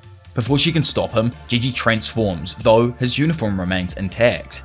The now released Evil Eye begins acting strangely towards the girls, prompting Momo to pull him away and insist he turn back into Gigi immediately. The yokai, however, refuses and causes chaos by running towards the school soccer field, mistaking the soccer ball for his grudge ball. With no hot drinks available at all from the vending machine to calm him down, Momo resigns herself to looking after Evil Eye while in class. At lunchtime, Momo attempts to find something hot to restore Gigi, but the lunch lady informs her that most items are sold out. Sitting down to eat together, Momo tries teaching Evil Eye how to use chopsticks, only for him to throw them away in defiance. Later, Momo meets up with Miko and Kei-san, who immediately notice something strange about Gigi. Momo tries to cover for him, explaining that he's just totally experimenting with a new personal image. Kei-san then brings up a bizarre theory that Gigi might be possessed by the apartment complex ghost, which supposedly appears as a golden ball. Curious about this, Momo presses for more details, thinking that they're obviously talking about Okuran's Kintama, and is shocked when Miko shows her a group chat discussing the golden ball along with an image of it. Meanwhile, Okuran is approached by a classmate who wants to know the secret behind his charm with girls, having noticed how often he's around Momo and Aira. Okuran denies being seen in such a way, but before the conversation can go further, Momo bursts into the classroom announcing that she's found another one of Okuran's nuts. This causes a massive scene obviously, with the class rep reprimanding Momo for disturbing her classmates and telling Okuran that he's under no obligation to listen to her. Momo, absolutely frustrated, argues back, claiming that she's not forcing him to obey. The argument then takes an awkward turn when Okuran's classmate, believing that dirty talk might be the secret to attracting girls, interrupts with an extremely inappropriate comment, only managing to annoy Momo even further. Later on, Momo and Okuran head to the apartment complex to recover the golden ball. Still irritated by her argument with the class rep, Momo is consoled by Okuran, who tells her that the incident actually made him happy since it was one of the first times someone approached him for a conversation. Momo laughs and says that it's obviously because he's cool. Unbeknownst to them, Okuran's curious classmate had actually followed them to this location, intent on discovering what this so-called secret dirty talk could be. However, his presence is accidentally revealed when he kicks over a can of paint, only for something mysterious to suddenly lift him off the ground and send him flying towards Momo. Hoping to accidentally kiss her in the process, his plan is thwarted by Okuran, who transforms into a spiritual form to move Momo out of the way. As they regroup again, the golden ball suddenly appears in front of them and Momo and Okuran spring into action to capture it. However, the moment Okuran tries to grab it, he's knocked back and realizes that it's not a mere spectre, but something with a solid physical body. The chase then begins as the golden ball flees the area, with Momo ordering the classmate to watch their bags while they're gone. As they catch back up to the ball, it puts up a fierce fight, even retargeting the classmate and throwing him off the top of a building. Momo though quickly rescues him, and after being laid down, the dude decides to help by charging at the ball himself. His efforts, however, prove fruitless as he passes right through it. Immediately, he concludes that the ball must be using some form of invisibility, and explains that they can only see it from certain angles. Taking his advice to heart, Momo uses her psychic powers to position herself for a clearer view, finally managing to grab the ball. This gives Okuran the perfect opening to strike it with full force, sending it shooting out of the building. Grateful for the classmates' quick thinking, Momo and Okuran rush to the edge, only to gasp in shock that it's not just a golden ball. The being that they're in fact chasing is a kaiju. With the true nature of the physical being revealed, Momo notices that the Kintama is still nowhere in sight. She prepares to approach the fallen creature to investigate it while it's immobilized. However, before she can act, Okuran warns her that the kaiju is regaining consciousness, and to their horror, it's now massive, its eye peering through the hole in the wall where it had just crashed. The trio panics as the gigantic kaiju, now believed to be an alien due to the sudden darkening of the sky, rises to pursue them. In their frantic escape, they encounter Aira and Gigi, who are equally shocked by the kaiju's towering size. Quickly forming a plan together, Gigi takes responsibility for carrying their classmate Kintasakata back to Momo's house where they plan to regroup. Meanwhile, Momo, Okuran and Aira stay behind to hold off the kaiju. Aira is soon struck by the massive creature and Okuran rushes in to shield her from further attacks. However, he exhausts all of his power in the process, leaving them vulnerable to the kaiju as it moves in to crush them. Just in time, Momo uses her psychic abilities though to yank them out of harm's way and dashes back to her house carrying the wounded duo. Once inside the ISA house, they discover the classmate and Evil Eye who had swapped places with Gigi thanks to Kinta's sweat being sprayed on him during the journey. While Evil Eye refuses to help them, bound by his promise to Okuran, Momo finds herself at a loss. With Seiko away on business, there seems to be no one left to help. As Momo leans against the wall, the nanoskin of the house begins to glow, sparking an idea in Okuran. He suggests that they could actually use the nanoskin material to reshape the house into something capable of fighting back against the kaiju. Okuran then quickly outlines his plan to manipulate the nanoskin of the house. However, he struggles to control it properly, causing parts of the house to warp and distort.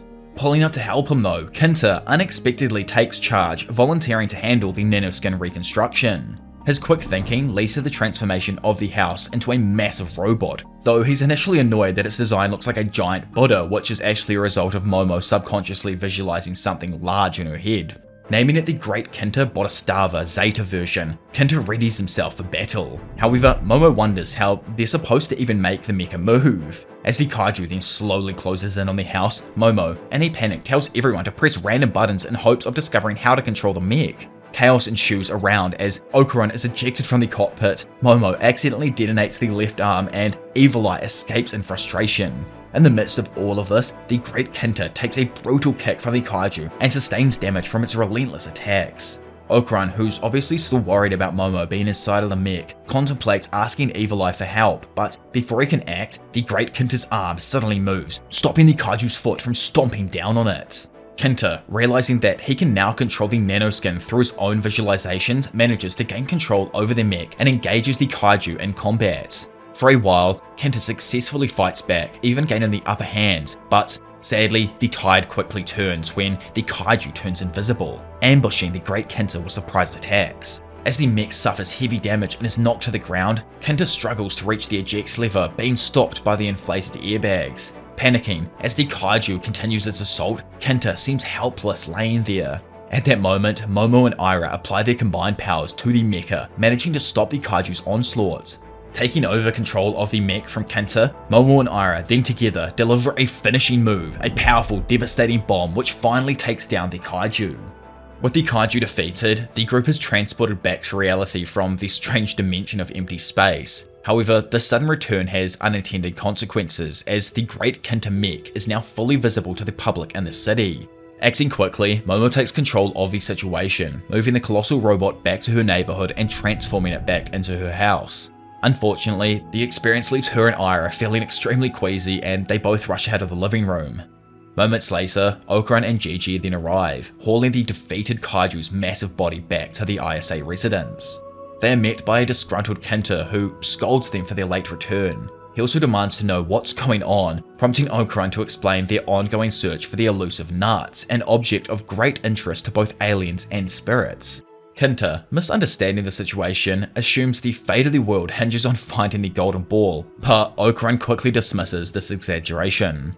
Afterwards, Okuran inspects the kaiju's body and is shocked to discover something unusual in its mouth, along with a zipper running along its body. Curious, Okuran unzips the kaiju's suit, revealing an alien girl inside. As she awakens, the alien girl makes immediate eye contact with Okuran, and to everyone's surprise, especially Momo's, she plants a kiss on him. Without hesitation, she attacks the alien girl, fueled by jealousy and hate for her. After finding the kaiju suit open though, she realizes that the girl is the true form of the kaiju. Having witnessed this just happen right in front of him, Okuran steps in to calm Momo, explaining that he doesn't think the alien girl intends to fight them anymore, and that they really need her cooperation to find his Kintama. Momo, still fuming over what the hell just happened, accuses Okuran of being soft on the alien just because she kissed him. Bro, obviously being flustered by this, denies it, but only makes things worse when he comments on the alien girl being pretty damn cute. Angry, Momo turns around and storms back inside the house.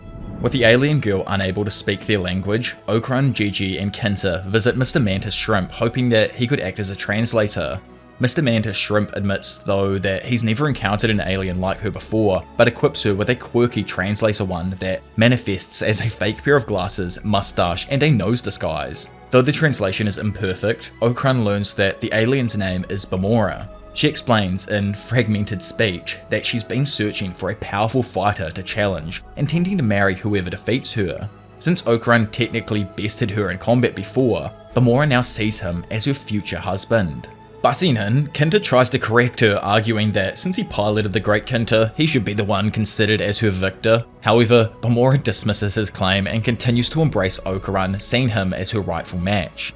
While Okuran is at a complete loss for how to respond, Mr. Mantis Shrimp offers to tinker with the translator so it could work more effectively, allowing for a proper conversation in the future. That evening, Bamora joins the group for dinner, including Turbo Granny and Seiko, who has returned from her work. Ira, puzzled by the situation, asks why Bamora is now sitting with them, given that she was just the enemy hours ago, even though, this has totally happened like 3 or 4 times now with the enemies. Either way, Okuran explains Bamora's motivations, clarifying that her intentions were tied to a strange quest for a worthy opponent, and now a husband. Both Momo and Ira are stunned to hear that Bamora has chosen Okuran as her spouse. They immediately claim victory for themselves, pointing out that they were the ones who ultimately defeated her while piloting the mech. Kinta, though, trying to claim credit once more for his piloting of the mech, is quickly shut down by Momo and Ira. As the dinner continues, Momo grows increasingly irritated as she watches Okuran being overly friendly with Bamora, even offering her more takoyaki. Unable to stand it any longer, Momo scoots closer to Okuran, shooting Bamora a hostile glare. Bamora, in response, matches Momo's intensity, but with a cheerful grin. Afterward, Momo suddenly suffers from a stomachache, having eaten too much during dinner, and irrationally blames Okuran for it. Despite their meal, the group remains at a standstill regarding the whereabouts of the Kintama, as Bamora's limited communication leaves them in the dark. Momo expresses her distrust of Bamora to Okuran, warning him to not let his guard down, especially after the alien girl randomly kissed him. Okuran tries to brush off Momo's concerns, but she notices him awkwardly avoiding eye contact, fueling her suspicions. Meanwhile, Gigi, intrigued by Bamora's kaiju suit, calls Okuran outside to inspect it. Bamora, somewhat accidentally, then grants Gigi permission to try it on, and he eagerly hops into the suit. He marvels at the suit's advanced HUD, much to Bamora's concern over him casually wearing her technology.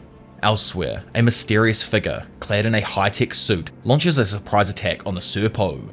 The unknown assailant eliminates the group swiftly, only to receive an unexpected transmission from Bamora's kaiju suit after Gigi had activated its internal systems. Back with the main group, Seiko is skeptical of Momo's claim that Bamora is an alien and insists that Momo just take her to school while she heads off to work. Momo, reluctantly agreeing, walks with Bamora, using the opportunity to try and teach her some proper speech. During this walk, Momo unexpectedly finds herself warming up to her after a brief exchange, and she even takes a chance to ask about Okuran's missing Kintama from the apartment complex. Bamora reveals that the golden ball they're searching for is actually the core installed in her kaiju suit, though this explanation leaves Momo with more questions than answers and decides that a conversation with Turbo Granny would probably provide further insight. Realizing that they're almost late for school though, Momo leads Bamora through a set of ancient ruins that serve as a shortcut, only to run into the infamous slit-mouthed yokai, Reiko Kashima, who attacks after hearing Momo accidentally yell out the word pomade. Bamora jumps in to defend Momo, but quickly learns that her physical strength is ineffective against the resilient spirit, who counters Bamora's punches with a brutal suplex. Momo, remembering the legend of the yokai, tries to shout pomade 10 times, knowing that it can make her disappear. However, she's interrupted when Reiko uses shards of glass on the ground to extend her arm, launching a sneak attack on her. Bamora attempts to restrain Reiko, but the yokai effortlessly turns the tables on her, trapping Bamora inside a mirror. Amused, Reiko keeps Bamora confined, seeing her as a reflection that makes her feel superior. Reiko warns Momo that if she shouts pomade again, Bamora will disappear along with her now. Despite the threat, Momo coldly claims that she doesn't care what happens to Bamora and uses her powers to lift the rubble up, calling Reiko an ugly hag and refusing to lose to her. Infuriated by the insult, Reiko throws a tantrum and chases Momo, giving her the opportunity to snatch the mirror from her hand in a bid to free Bamora. However, the plan backfires and Momo herself ends up trapped inside the mirror when her reflection is shown on it. Now imprisoned together, Momo and Bamora block Reiko's view of her own reflection, which infuriates the yokai. Displeased, Reiko ends up releasing them when the two start making playful, over-exaggerated faces, distracting her from her, typical vanity. This turns out to be Reiko's undoing, and with Bamora's kaiju suit activating soon after, Momo uses the distraction to shout pomade 10 times, making the spirit disappear in a furious rage. The two quickly flee the area, and as they catch their breath, Bamora hugs Momo, leading Momo to finally place her trust in the alien girl. Arriving just in time for school, Momo and Bamora meet up with Okuran and Aira, who had been waiting for them. A school staff member informs them that Bamora will be placed in Class C under Okuran's care, much to Momo and Aira's dismay. Later, Momo and Aira are then blocked from entering the class by the class rep, who insists that they not interrupt as the students are helping Bamora learn their language. During a break, Aira berates Okuran for being distracted in class instead of keeping an eye out for their signal to meet. Outside with the group now, they all convene to discuss Bamora's revelation about the Golden Ball. Momo asks for their opinion on whether the golden core installed in Bamora's suit could be their Kintama. Kinta quickly dismisses the idea though, noting that the suit already had a core inserted in it and that its complexity suggests that the ball wasn't added recently. Noticing curious glances from nearby students though, Momo ends the conversation, suggesting they meet somewhere more private.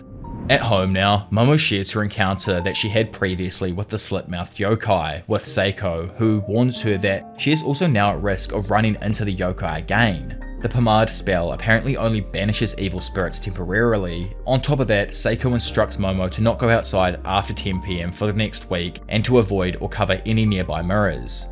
That night though, Momo hears what she believes is Okuran's voice from outside her window, returning the manga he borrowed and offering to protect her from Reiko because he loves her. Flustered by his apparent confession, Momo prepares to meet him face to face, but something feels off. When she asks Okuran about Gigi, he refers to him incorrectly, a mistake the real Okuran would never make. Realizing it's Reiko imitating Okuran's voice, Momo catches on in time. Despite her ruse being exposed, Reiko continues speaking as Okuran, desperate to try and lure Momo outside. Annoyed, Momo tries to block out the voice, but Reiko persists and grows more frantic in her attempts to trick Momo into opening the door.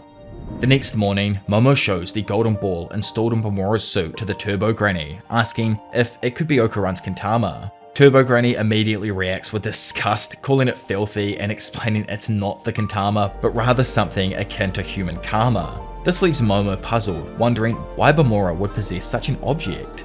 On their way to school, Momo and Bamora meet Okuran. Momo, who's still kind of annoyed by the slit-mouthed yokai's trickery from the previous night, acts frustrated towards Okuran, leaving our boy completely confused.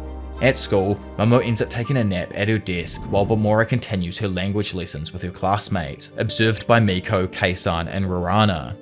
Later, the group gathers behind the school where Gigi demonstrates his new ability to project his ki from his palms, seeing it as a step towards supporting the group in future battles. After school, Momo asks Okuran to walk Bamora home while she heads off to work. As he drops Bamora off home, Okuran tells her that he can't marry her because he's actually in love with Momo and runs off flustered. However, as he makes his way down the road, Okuran is suddenly transported into an empty space, where a group of exosuit aliens confront him. At the same time, another group of exosuit aliens appear to face off against Aira and Gigi. With no warning, the exosuit aliens attack, prompting Aira to transform into her acrobatic silky form to fight back. Meanwhile, Gigi flees, chased by a shockwave exosuit alien, and Aira, watching this, urges him to switch out with Evil Eye. Gigi explains that Evil Eye made a deal to only fight with Okuran, but tries to help by launching a key projectile at the sniper exosuit alien. However, Gigi is sadly caught by the shockwave field of his pursuer. Desperate, Aira douses Gigi with water, awakening Evil Eye. Unfortunately, Evil Eye remains passive due to his promise to Okuran and is defeated by the shockwave exosuit alien. Aira is then also taken down by the missile and sniper exosuit aliens. Despite their defeat though, she manages to hide herself and Evil Eye in the sewers, preventing their capture until the aliens leave and the empty space vanishes. Injured, Aira realizes how dangerous their new enemies are and resolves to warn the others about this. Okuran meanwhile transforms into his Turbo Granny form to fight the exosuit aliens in front of him. Though he initially holds his own against them, he is ultimately overpowered by a jet booster exosuit alien and a space carving exosuit alien. Unconscious, Okuran is targeted by the aliens who use a Serpo device to extract his Kintama, intending to take it with them for further investigation. Before they can succeed, Mr. Mantis Shrimp in his Dover Demon Strong style arrives to save Okuran, forcing the aliens to actually retreat. Mr. Mantis Shrimp then checks on Okuran, confirming that he is luckily still alive. Later that evening, Momo prepares to leave work before 10 PM to avoid running into Reiko Kashima. However, she notices the door is locked on her building, and turning around, she sees the customers and waitresses transforming into clones of a man. The clones attack her and Momo fights back, but she is soon overpowered by them. To her shock, the exosuit alien controlling the clones reveals that Bamora is connected to their group, having led them to Earth. Helpless, Momo was pinned down as a clone prepares to dissect her using the Serpo device from earlier. In a surprising turn of events though, Momo is saved by an actual Serpo who uses his psychic powers to repel the clones. The Serpo then demands the return of his people's stolen property from the exosuit aliens. He explains that the clones are his people. Their data has just been altered by the exosuit aliens, and because of this, he asks Momo for her help to join in restoring them.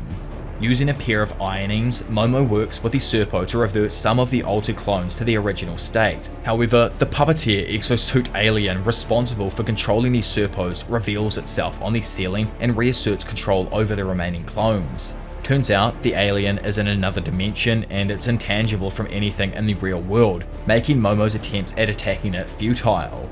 The Serpo informs her that she can only defeat the puppeteer alien using her psychic powers.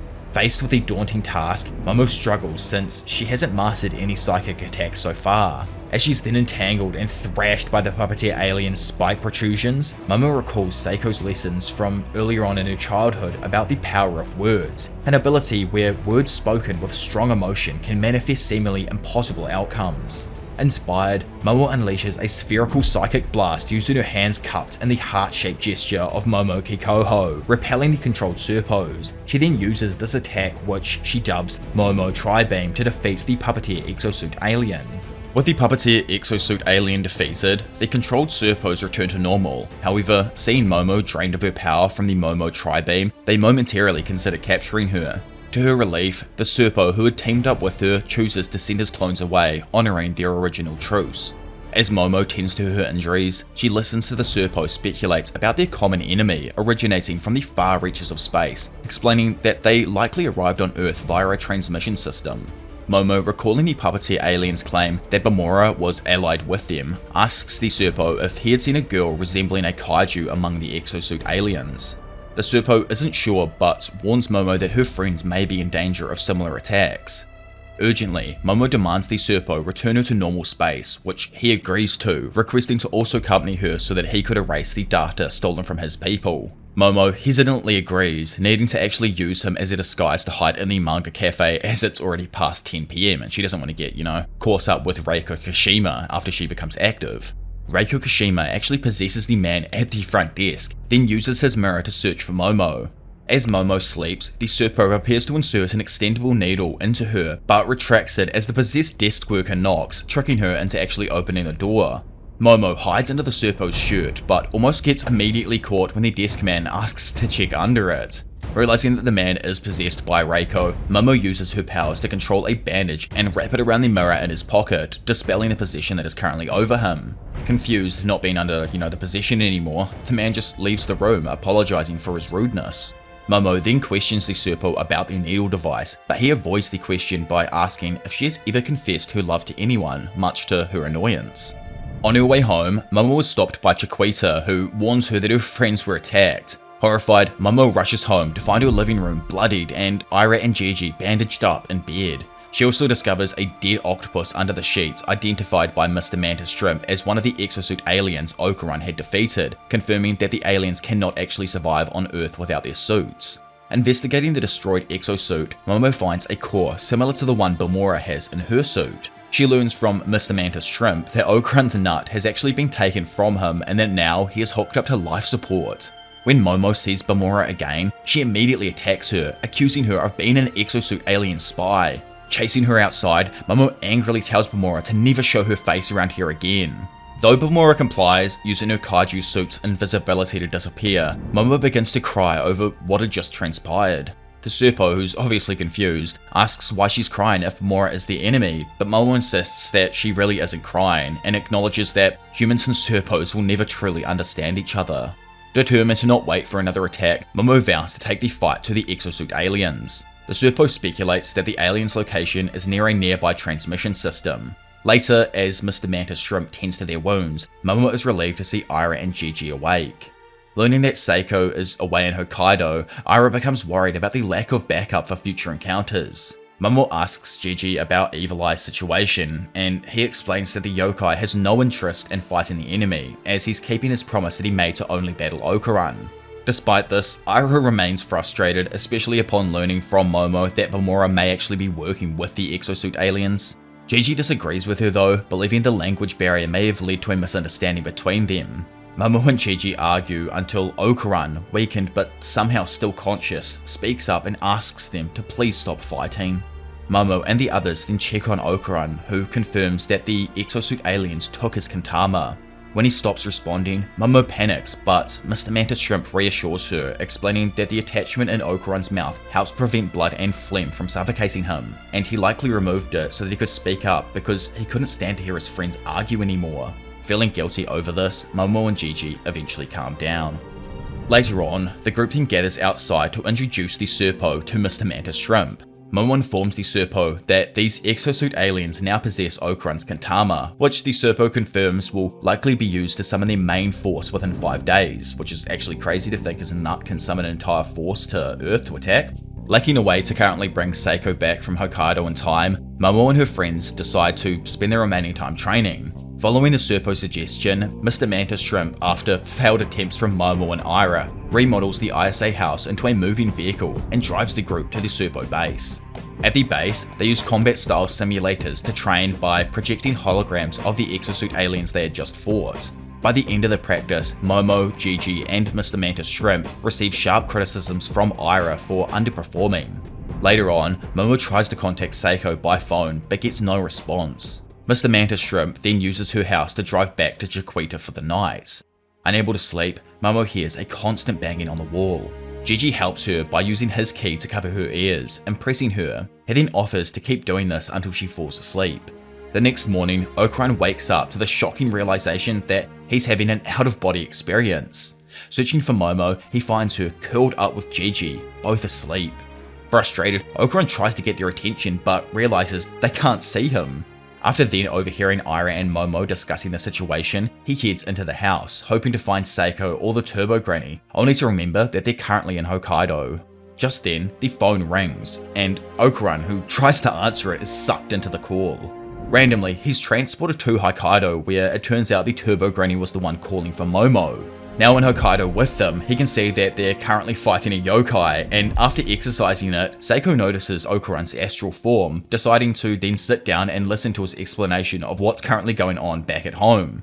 Okuran asks Seiko to return and help with the impending invasion, but she explains that she's bound by a contract with the local god to spend 3 days visiting temples as a form of thanks for borrowing their power. She then warns Okuran about the dangers of remaining in his astral form, explaining that if the cord linking his spirit to his body thins too much, it could snap, leaving him permanently disconnected from his physical body. Amused at first, the Turbo Granny quickly becomes serious when Seiko tells her that if Okuran dies, she will lose her powers too, and begrudgingly offers to help him.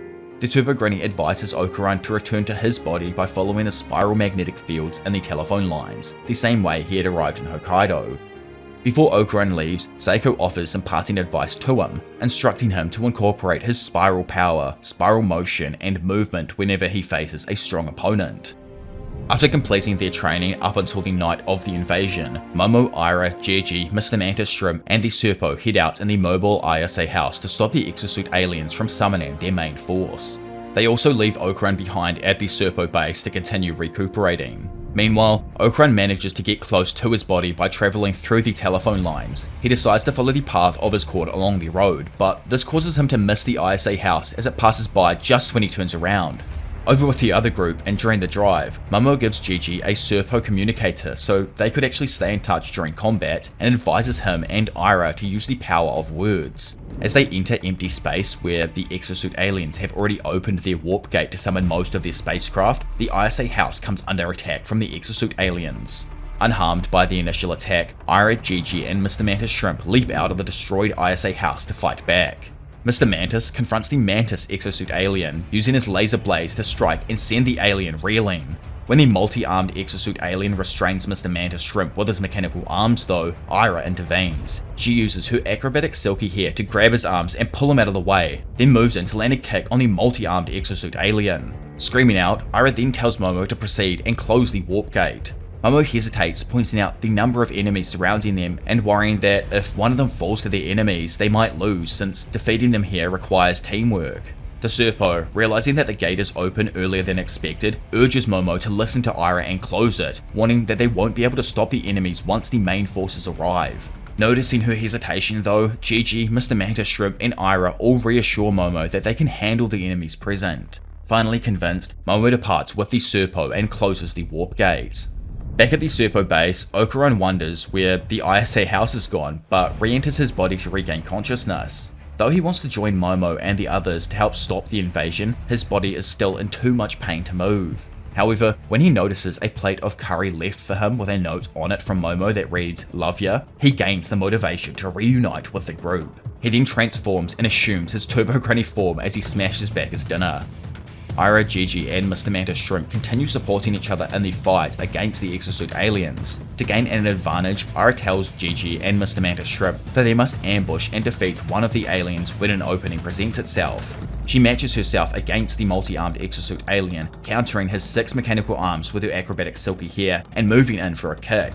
However, sadly she is restrained from behind by the shockwave alien, unable to free herself as she is harmed by the shockwave field. Gigi, seeing this, tries to free her with his ki blast, but it fails to cause significant damage. Desperate, he calls for help from Mr. Mantis Shrimp, but sees that he has also been overwhelmed by the Mantis alien's laser blades. As the missile alien then takes advantage of this and strikes Gigi with his missiles, Gigi remembers Momo's advice to use the power of words. He executes this with his ki blast, naming it the Evil Gun, which releases a powerful beam that damages the shockwave alien and frees Ira. Having just witnessed this, the sniper alien fires an electromagnetic projectile near Gigi and the multi-armed exosuit alien moves in to restrain him, attempting to drain him of his energy. However, Gigi's vast ki overwhelms the alien's exosuit, causing it to overheat and burst. As Gigi clashes with the combined beams of the shockwave field and sniper exosuit aliens, Ira faces off against the missile exosuit alien. In her battle, it's shown that his electrical shield no longer works on her as her hair is dehydrated from being caught in the shockwave field. She then manages to bypass his defenses and land a kick, but the missile alien notes that her strikes aren't strong enough to damage his armor. Opposite her, Gigi warns Ira that his evil gun is beginning to lose power, and because of that, she is left vulnerable as the missile exosuit alien prepares to bombard her with missiles. Elsewhere, Kinta, wrapped in bandages and wearing an eye patch, tries to impress Momo, Okuran and the others with a story about battling an alien. However, this turns out to be pointless when he realizes they aren't even at school. During his day, Kinta receives poor test results and performs poorly in soccer. After school, he notices a couple making out, thinks back to his time piloting the Great Kinta, and realizes after walking there that the ISA house is missing from its usual spots. Understanding that the group is probably off fighting a threat, Kinta notices a distress message attached to the Torii gate. Using the nanoskin from the structure, he constructs a motorcycle and heads to the Tokyo Tower for help. As Momo races towards the spot where Okuran's Kintama is being used to open the warp gate, she is confronted by the mech exosuit alien and the jet booster exosuit alien, 2 enemies who previously fought Okuran.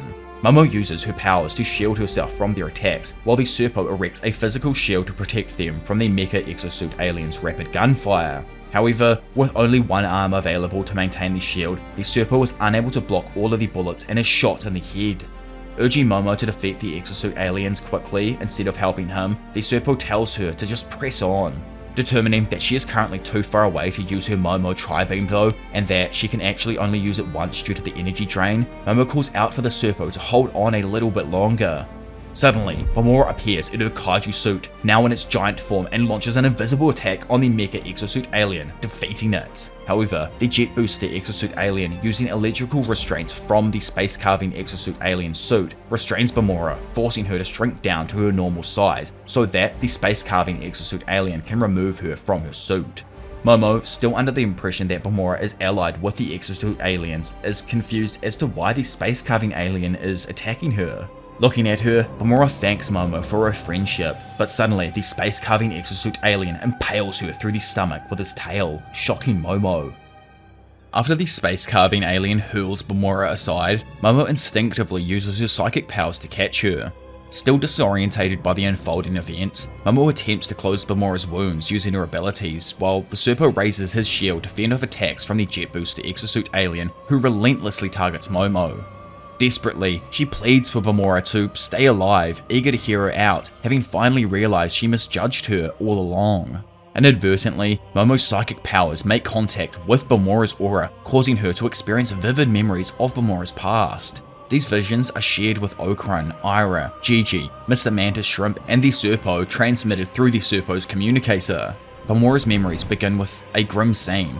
Her home planet, Summer, is being ravaged by an invasion of exosuit aliens when she was just a little girl. Amidst the chaos, a woman named Banger rescues her from the battlefield. From that day onward, Bamora, believing to be probably the last child of her people, becomes Banga's underling. Together, they join forces with comrades Tomei, Aja, and other resistance fighters, battling the invaders who are turning the Sumerians into exosuits by feeding them to monstrous creatures known as Big Mamas.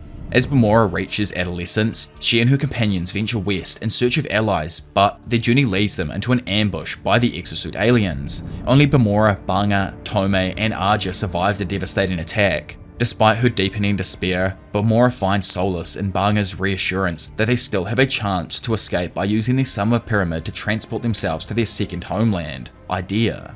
After battling their way through more exosuit aliens, the group finally arrives at that so-called pyramid, now a gruesome sight where male Sumerians are being fed to the Big Mama. Banga explains to their group that they will need more numbers to break through the exosuit alien guards. Taking advantage of the chaos though, Bamora attempts to free one of the prisoners, sparking a full-blown riot. In the midst of the pandemonium, Banga, wearing an exosuit resembling the Sumerian god, saves Bamora from being devoured by Big Mama.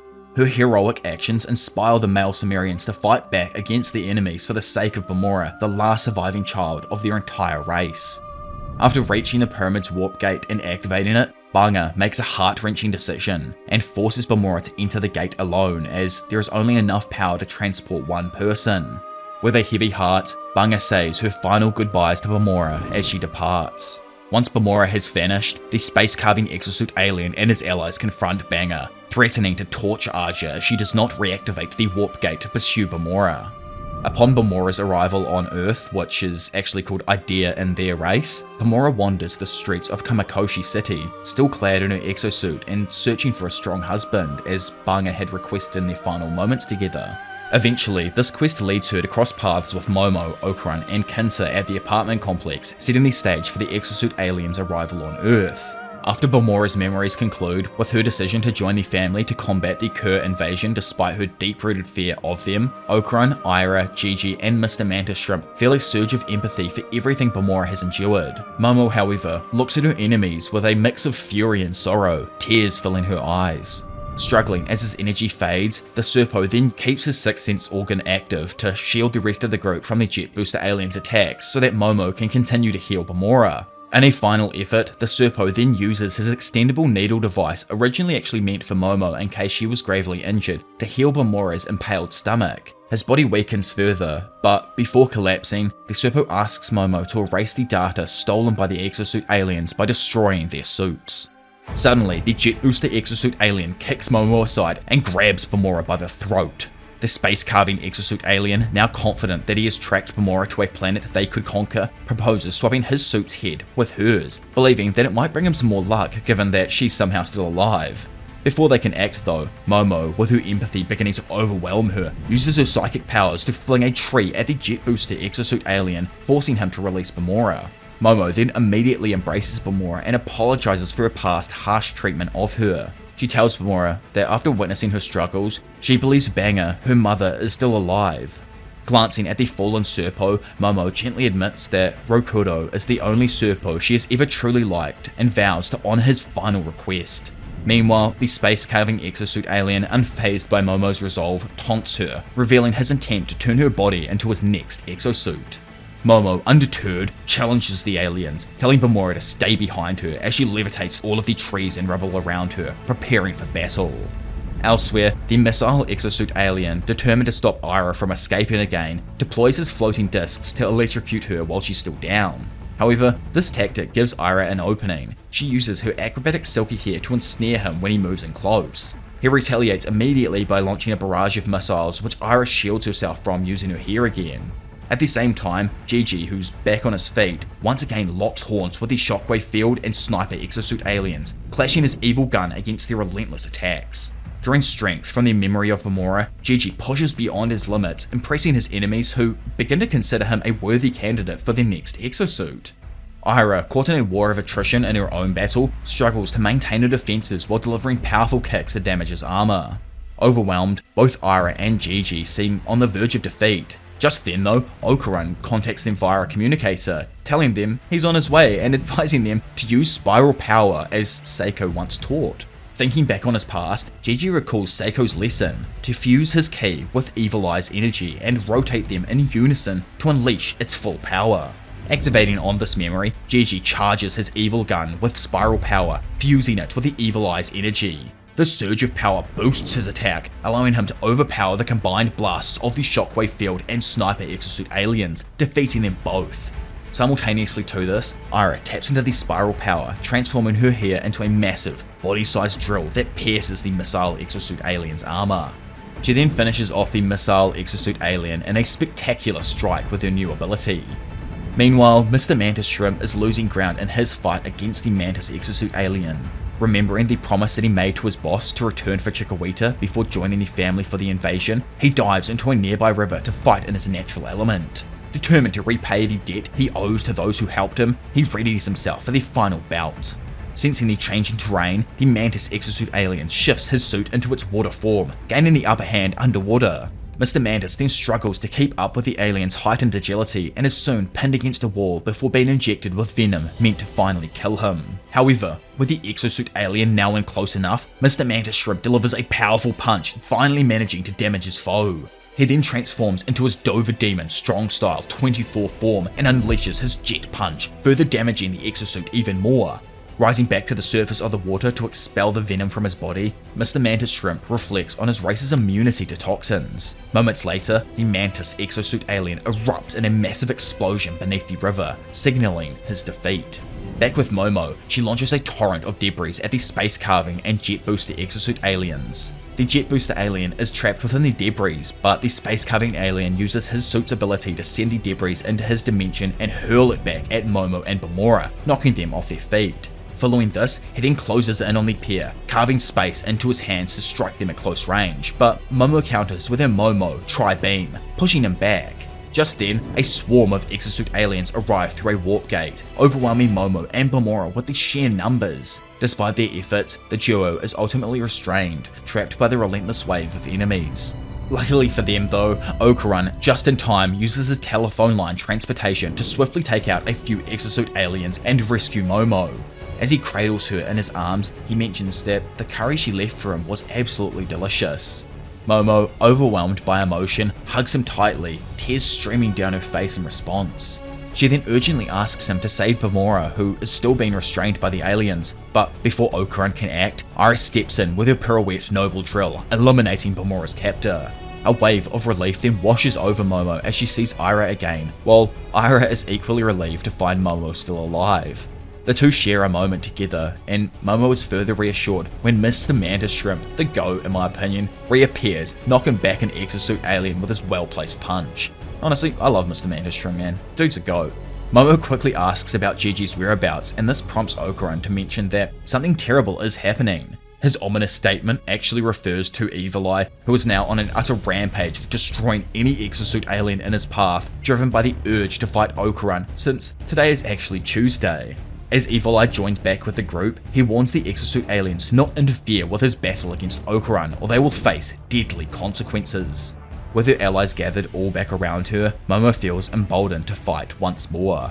Okuran, enhancing his speed with teleportation, rapidly defeats several more exosuit aliens, leaving Momo astonished by how much stronger he has become. Meanwhile, as Momo and Bamora are attacked by another alien, Evil Eye intervenes, saving them.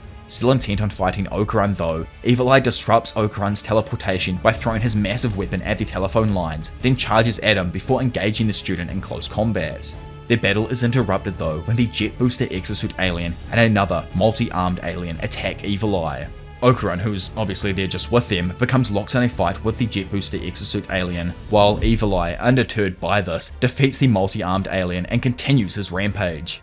As Okuran battles the Jet Booster alien, the Space Carving alien aids his allies by using his suit's power to manipulate space, allowing the Jet Booster alien to ambush Okuran. Sensing the danger, Momo hurls debris at the jet booster alien, knocking him back. She then quickly warns Okran to be aware of the space-carving exosuit alien's abilities to carve space and throw it itself. In a swift counter though, Okran uses his teleportation to speed kick the jet booster alien into a nearby building. Having watched this, the space-carving alien retaliates, closing the distance between them by warping space. Feeling gassed up, Okran attempts to go all out to overpower his opponent, but finds himself blocked by the carved space surrounding the alien. As Okran carries Momo, he explains that going all out won't work as long as the alien protects itself with carved space. Looking at the alien, they then both notice the debris within the holes on the alien's back and realise that his suit stores objects in a dimensional space there. Momo formulates a plan instructing Okran to charge straight at the alien. Although he doesn't fully understand her plan to start with, Okran complies, and both he and the others, Ira and Bamora included, are stunned when Momo deliberately allows herself to be sent into the alien's dimensional space. However, this is actually a part of Momo's trap. With her psychic powers capable of transcending dimensions, as Rokuro had previously informed her, Momo unleashes her Momo Tri-Beam from within the space-carving alien suit, destroying it from the inside. The alien, in a desperate final move, attacks Momo, but Okran, hearing her call for help, uses his teleportation speed to charge through the alien and rescue her, defeating him once and for all. Momo thanks Okran for saving her, but he scolds her for recklessly risking her life, causing her to apologize to him. At the same time though, he admits his relief that she's unharmed. With their powers nearly exhausted, Momo and Okran attempt to retreat from the battlefield. Ira orders them to focus on closing the warp gate while Mr. Mantis Shrimp stands guard. Meanwhile, the pilot of the space-carving exosuit, now furious over the destruction of his suit, swears vengeance against Momo and Okran. As the battle rages on, Bamora, using her kaiju suit, fights off more exosuit aliens. Seizing an opportunity, the space-carving exosuit alien invades her suit, intending to wear it and trigger its slaughter mode. Suddenly, Bamora is thrown from the suit's mouth, and Momo, panicked, calls out for Ira to save her. However, Ira finds herself blocked by more exosuit aliens who have just arrived. At that critical moment, Kinta makes a dramatic entrance, riding his damn bike through the alien ranks and cutting a path towards the group. Momo, Okran, and Ira are all stunned to see Kinta holding the note Momo had left at the Torii Gate for her grandmother, Seiko. Momo expresses disappointment knowing that Seiko won't receive the message now when she returns. Ignoring this though, Kinta asks where Momo's house is, intending to pilot the Great Kinta once again, only to be disheartened when Momo informs him that it has been completely destroyed. As Bamora falls from the kaiju suit, Kinta transforms his nanoskin bike into a rocket to save her, but both he and Bamora are shot down mid-flight by the enemy fire. Desperate to catch her, Kinta deploys a nanoskin cube, gathering the debris from the destroyed ISA house to rebuild the Great Kinta. With the Great Kinta then reformed, he wastes no time at all, using the Tokyo Tower as a makeshift weapon to strike the space-carving exosuit alien, launching a powerful attack that knocks him back. In response to being knocked back by the Tokyo Tower, the space-carving alien grabs the Tokyo Skytree, believing it to be a superior melee weapon due to its greater height. Kinta, however, dismisses this assumption. He counters with a series of facts, highlighting the Tokyo Tower's enduring strengths over the Skytree, all while piloting the Great Kinta and wielding the Mystic Sword with pride.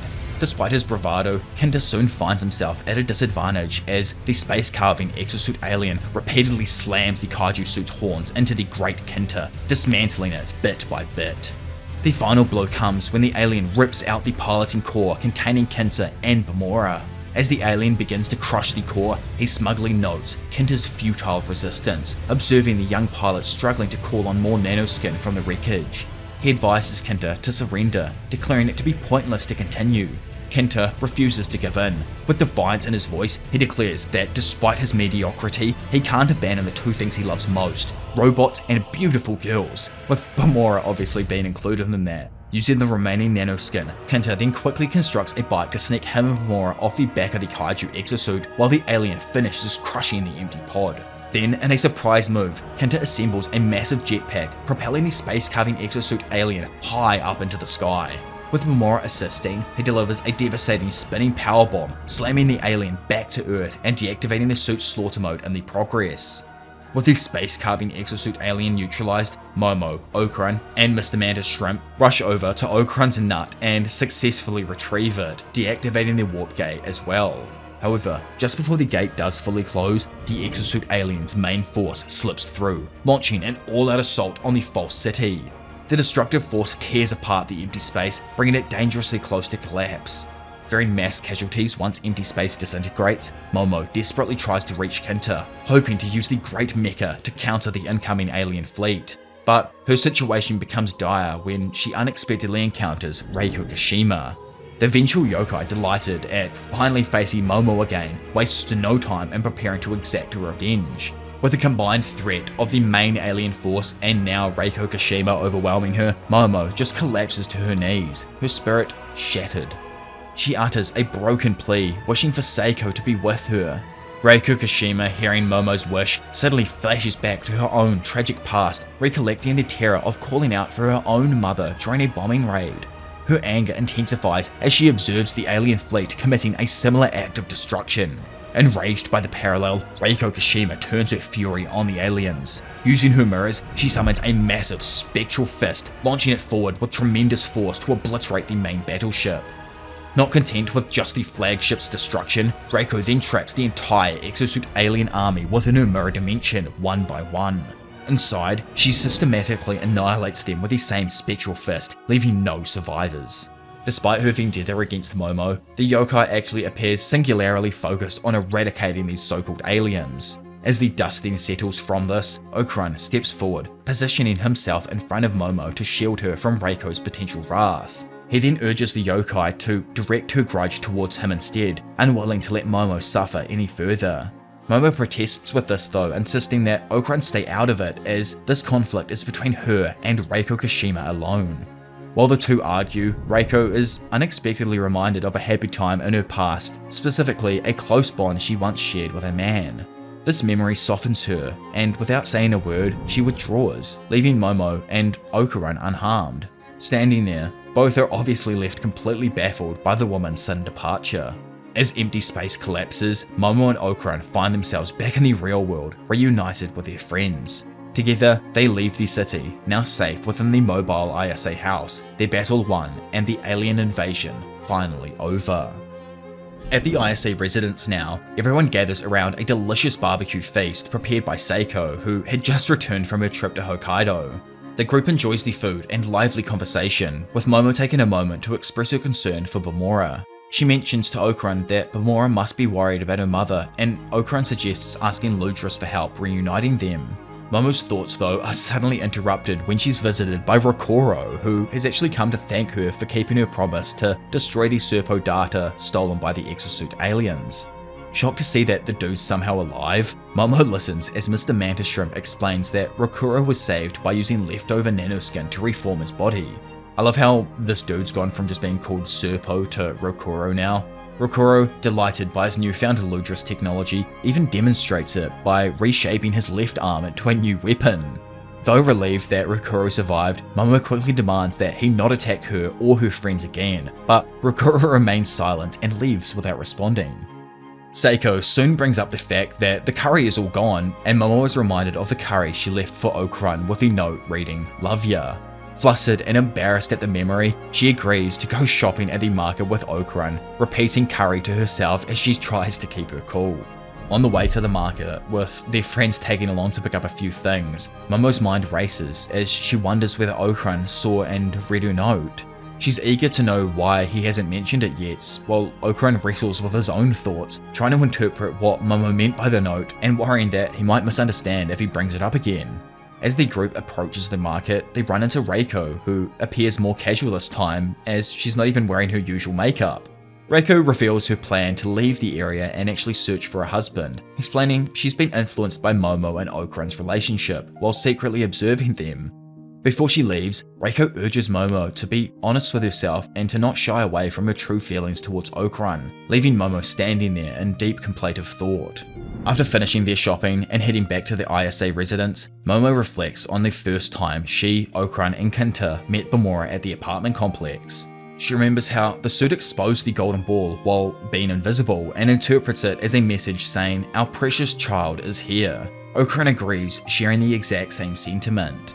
Meanwhile, in another part of the galaxy, Banger, Tomei, Aja, and 2 male Sumerians pilot an aircraft, preparing to face off against the exosuit aliens as they depart for summer. With determination in her eyes, Banger shouts for Bamora to wait for their reunion as the group sets off on a space adventure to Earth. Back at the ISA residence, Turbo Granny stumbles upon a Serpo communicator left on the ground. Out of curiosity, she puts it on and inadvertently views the Serpos currently analysing the data stored inside the head of the space-carving exosuit alien. The Serpos speculate that the exosuit aliens, now referred to as the Kur, are now on the move, conquering planets, and there's a growing possibility that they might invade Earth again. They also detect the existence of numerous pyramid transmission systems across Earth which could serve as gateways for the Kur's invasion. Their biggest concern, however, is the appearance of Count Saint Germain among the Kur in their projection. Upon seeing his face, Turbo Granny's expression hardens with anger as she mutters in disgust, "Hyper geezer." So obviously there's a little bit of a relationship between our granny and this old geezer, eh? With Okran's nut finally reclaimed, Turbo Granny reinserts it back into his crotch, though the whole process turns into an impromptu game of football, much to Okran's disapproval. Kind of like how last time it turned into a game of, I can't even remember what it is at this point, I think it was baseball, now that I think about it, but yeah. Okran, exasperated by the situation, just wants the whole ordeal to be over with. Elsewhere, a mysterious man emerges from the gates of hell and makes his way to the high school, where he is greeted in the staff room as Sanjome, the deputy head teacher. A few staff members express doubt about his identity, unable to clearly remember him, though they acknowledge his position in the school. Elsewhere in school now, Momo, Okran, Kinta, and Bamora, who can now speak fluent Japanese thanks to learning it from Okran and Turbo Granny, even though, I can't speak Japanese that quickly, but either way, and this is all in English, gather together and form the History and Culture Research Club. This is obviously a cover for them to meet regularly and discuss Okran's second missing Kintama without drawing suspicion from others. The group though knows they need a club advisor, and they are introduced to Sanjome, who agrees to take on the role. Momo, finding his presence odd, questions how long Sanjome has been teaching at the school, but he smoothly evades her questions, praising her curiosity and expressing his enthusiasm for exploring the world's mysteries alongside them. With Sanjome as their advisor, he shows them to a cluttered storage room that will actually serve as their club once they clean it up. While walking with Okran, Momo mentions how strange it is that she's never seen Sanjome around here before, yet his name seems oddly familiar to them.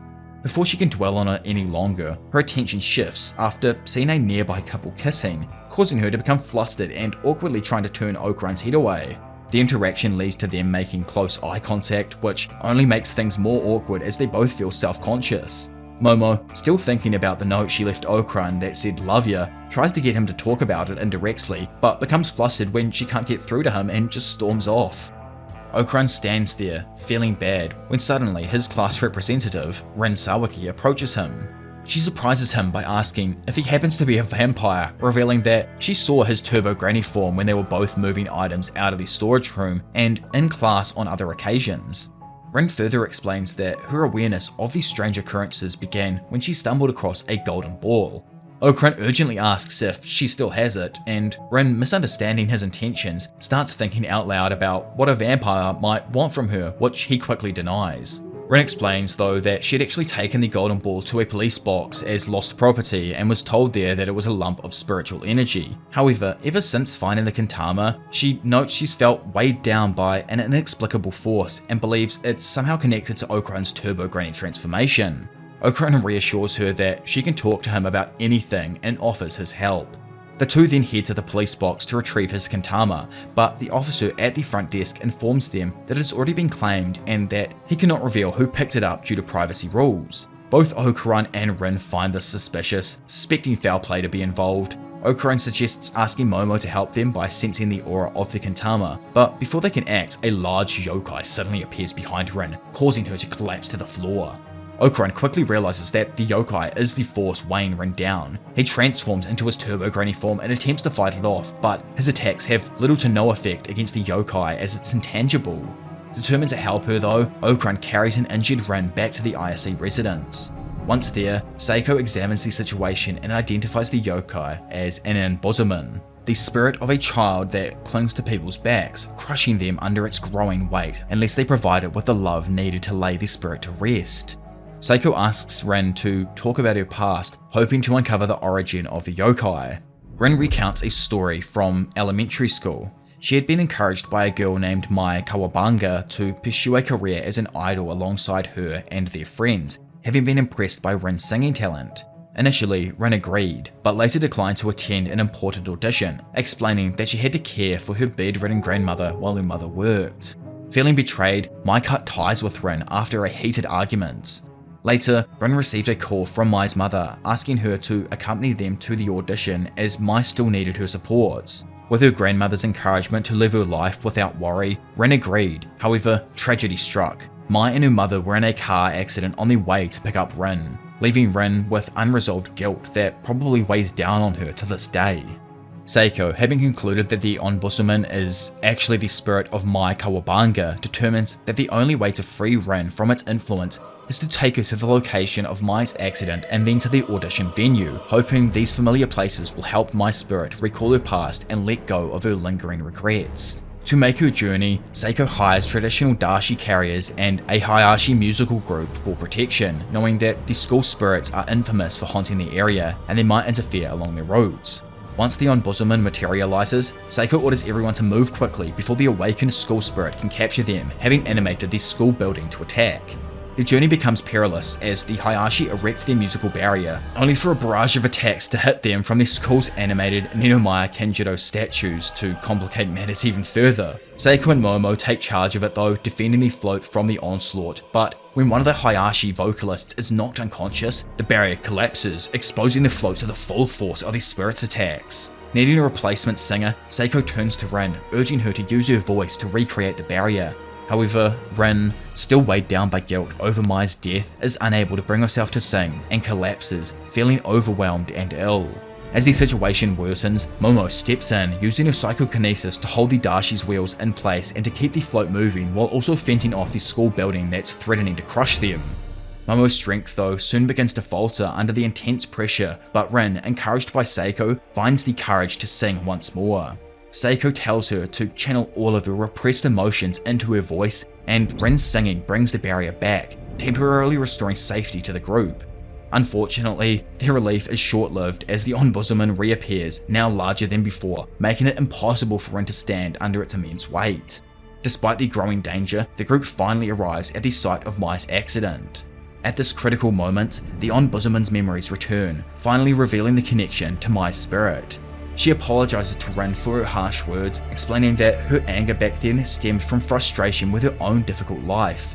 Rin, moved by Mai's sincerity, forgives her and the two friends reconcile. After this, Mai, with her memories now restored, helps the group as they struggle to reach the audition venue before the dashi collapses entirely. In a powerful moment of friendship, Rin and Mai sing a duet that strengthens the barrier so much that it destroys the animated school building, clearing a way forward for them. Finally, the group reaches the audition venue and Rin watches from afar as Mai's spirit begins to fade away. Before disappearing, Mai, feeling like a traitor, shares a heartfelt moment with Rin and admits that she was always envious of Rin's confidence when she sang. Rin reassures Mai that she wasn't a traitor at all and praises her kind, cheerful nature and determination, telling her that it was those qualities that made her a true idol to everyone around her. Touched by Rin's final words, Mai's spirit departs peacefully. As Mai vanishes, Rin, overwhelmed by the emotion, breaks down in tears. Seiko gently places a comforting hand on her shoulder, allowing Rin to process the grief and remember the joyful moments she had with Mai and their friends. As Seiko serves dinner to everyone, she politely requests that they leave after finishing their meal. Rin, still processing the events, thanks the group for helping free her from the Onbusuman, but she adds a surprising detail. Mai's spirit hasn't fully passed on. Instead, Mai has taken a new form, hovering nearby as a guardian spirit of sorts. While Rin is concerned, Seiko reassures her that Mai's presence will not be troublesome as she is no longer a yokai, but a benign spirit. Mai, however, reveals her unfinished business. She refuses to pass on until Rin fulfills her dreams of becoming an idol. She disapproves of Rin's current ambition to be a novelist specializing in vampire fiction, which obviously sets up a future conflict between the friends. Meanwhile, Okuran informs Momo about Rin's discovery of his missing second Kintama, or, good old nut. He asks for her help to verify if it's still at the police box, and she agrees to accompany him the following day after school. As they part ways for the night, Rin unexpectedly apologizes to Momo, having previously misjudged her as a delinquent. This unexpected praise flusters Momo, leaving her unsure of how to actually react. Okuran, catching this moment, makes direct eye contact with Momo as he says goodbye, causing her to blush as she heads to her room. The next day, Momo becomes increasingly irritated as Okuran awkwardly avoids eye contact while they walk to the police box. Once there, Momo confirms that there are no lingering traces of the Kintama aura, meaning that someone has already taken it. With this new revelation, they visit the ISA house to seek help from the Turbo Granny, bribing her to infiltrate the police box disguised as lost property itself. However, Turbo Granny returns unsuccessful, as her lack of knowledge about modern technology prevented her from accessing the computer records. Still determined though, Momo and Okuran go to a convenience store to buy a doll as a replacement for Turbo Granny, and they unexpectedly run into a Rokuro Serpo who actually now works at that store. Rokuro explains that he was exiled by the Serpo due to a deviation in his mentality which emerged after spending time with Momo and her friends during the events with Occur.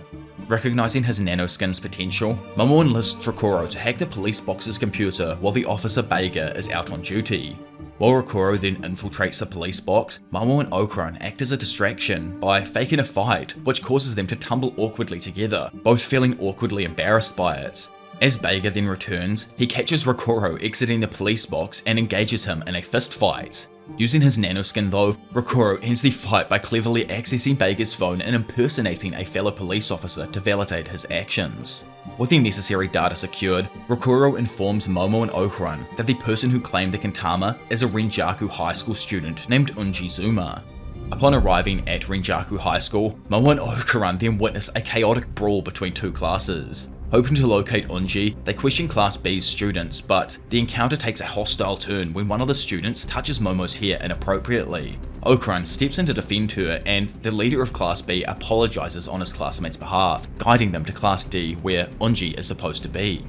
There, they meet Toriumi, who reveals that Unji has actually been acting strangely and that he has been absent for 2 weeks. Toriumi also mentions that Unji possessed a golden ball and has expressed a desire to wreak havoc on the world. Upon hearing this, Momo asks Okuran to shift into his Turbo Granny form. Toriumi, terrified by the transformation that just happened in front of him and its similarity to Unji's current state, flees. Momo and Okuran deduce that Toriumi's reaction indicates some level of spiritual sensitivity, likely due to his earlier encounter with the golden ball, and it suggests that Unji might actually have a form similar to Okuran's. The two then later visit Unji's house, but find no sign of him there. As they continue their search, Okuran recalls Toriumi's ominous words about Unji's desire to destroy the world, drawing unsettling parallels between Unji and Evil Eye. Suddenly, they hear a voice, and are startled to see an old man, sword in hand, charging towards them. Before they can react, a group of delinquents appear, claiming to be after that old man. A skirmish then breaks out with Momo deflecting a delinquent attack and Okuran shifting into his Turbo Granny form, warning the rest of the group to stay away from Momo. The gang, surprised by Okuran's resemblance to Unji, acknowledges their spiritual sensitivity but refuses to speak about Unji, remaining focused instead on retrieving the elderly man. The gang leader, however, agrees to actually bring them to their hideout in the end, only on the condition that the old man comes along with him. At the hideout, Momo and Okuran are led to a diorama, where the gang explains that Unji is trapped inside and can only be freed if someone else takes his place. The old man, terrified, reveals that he was previously imprisoned in the diorama's inner world from childhood, but managed to escape by accidentally trading places with a gang member who later escaped after Unji willingly entered, intending to wreck the world. As the gang then tries to force the old man back into the diorama, Momo accidentally touches it during the struggle, causing her to be transported into its inner world. Okuran, watching helplessly, is left shocked as Momo disappears right before his eyes.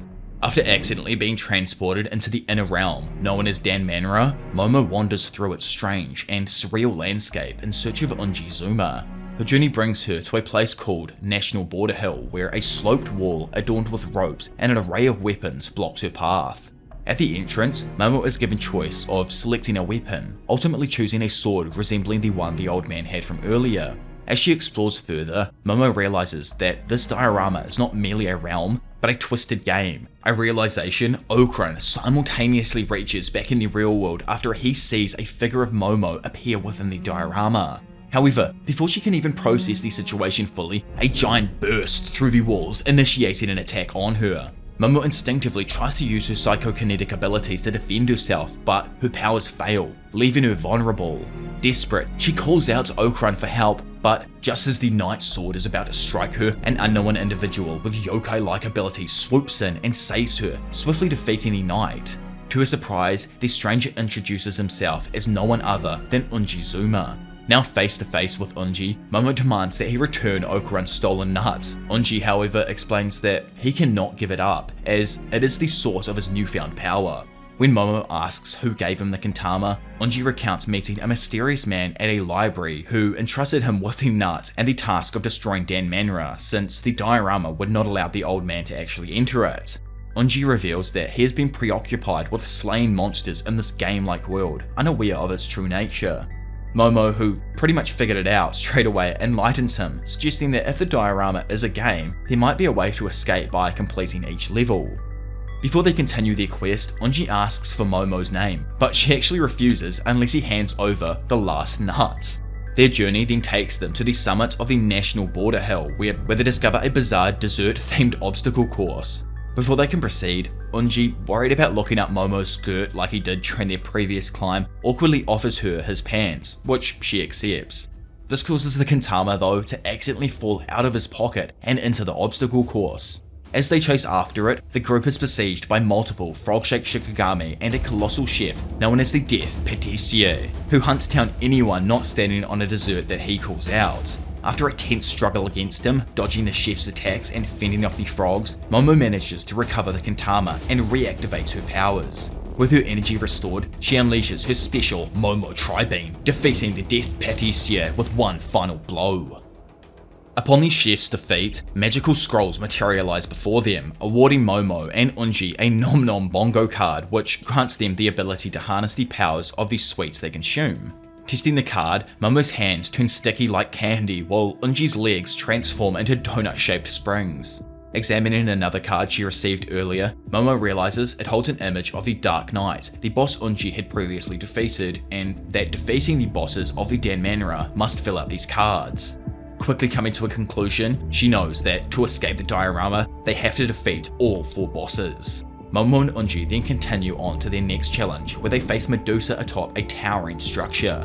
Medusa's stone skin proves impervious to the Dark Knight's sword and their fiery breath from the Nom Nom Bongo card. Trapped and desperate, Momo throws a candy at Medusa, using the card's ability to alter the monster's composition. Medusa's skin then takes on sticky, candy-like properties, weakening her enough for Momo and Unji to defeat her using the sword and fire.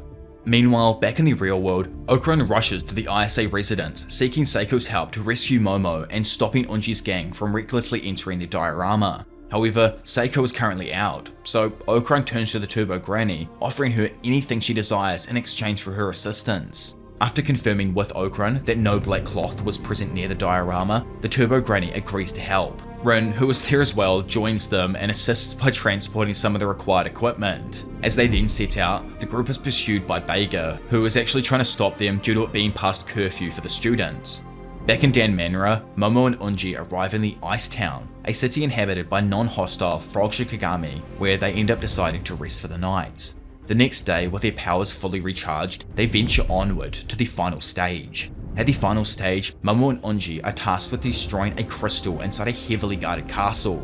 They gather and lead an army to storm the fortress, initially gaining the upper hand. However, the enemy deploys powerful beasts, decimating much of their forces. Amidst the chaos, Unji's gang and several students from Renjaku High School appear, eager to join the fray. As the two groups clash with the opposing forces, Momo and Unji slip past the chaos and reach the crystal. Unji slashes at it with his sword, just as Okuran and the Turbo Granny arrive too late to stop them. The Turbo Granny reveals a horrifying truth. Danmanra isn't just a game, it's a cursed prison designed to seal away a powerful yokai. By shattering the crystal, Momo and Unji have broken one of these seals, unleashing the evil entity trapped inside.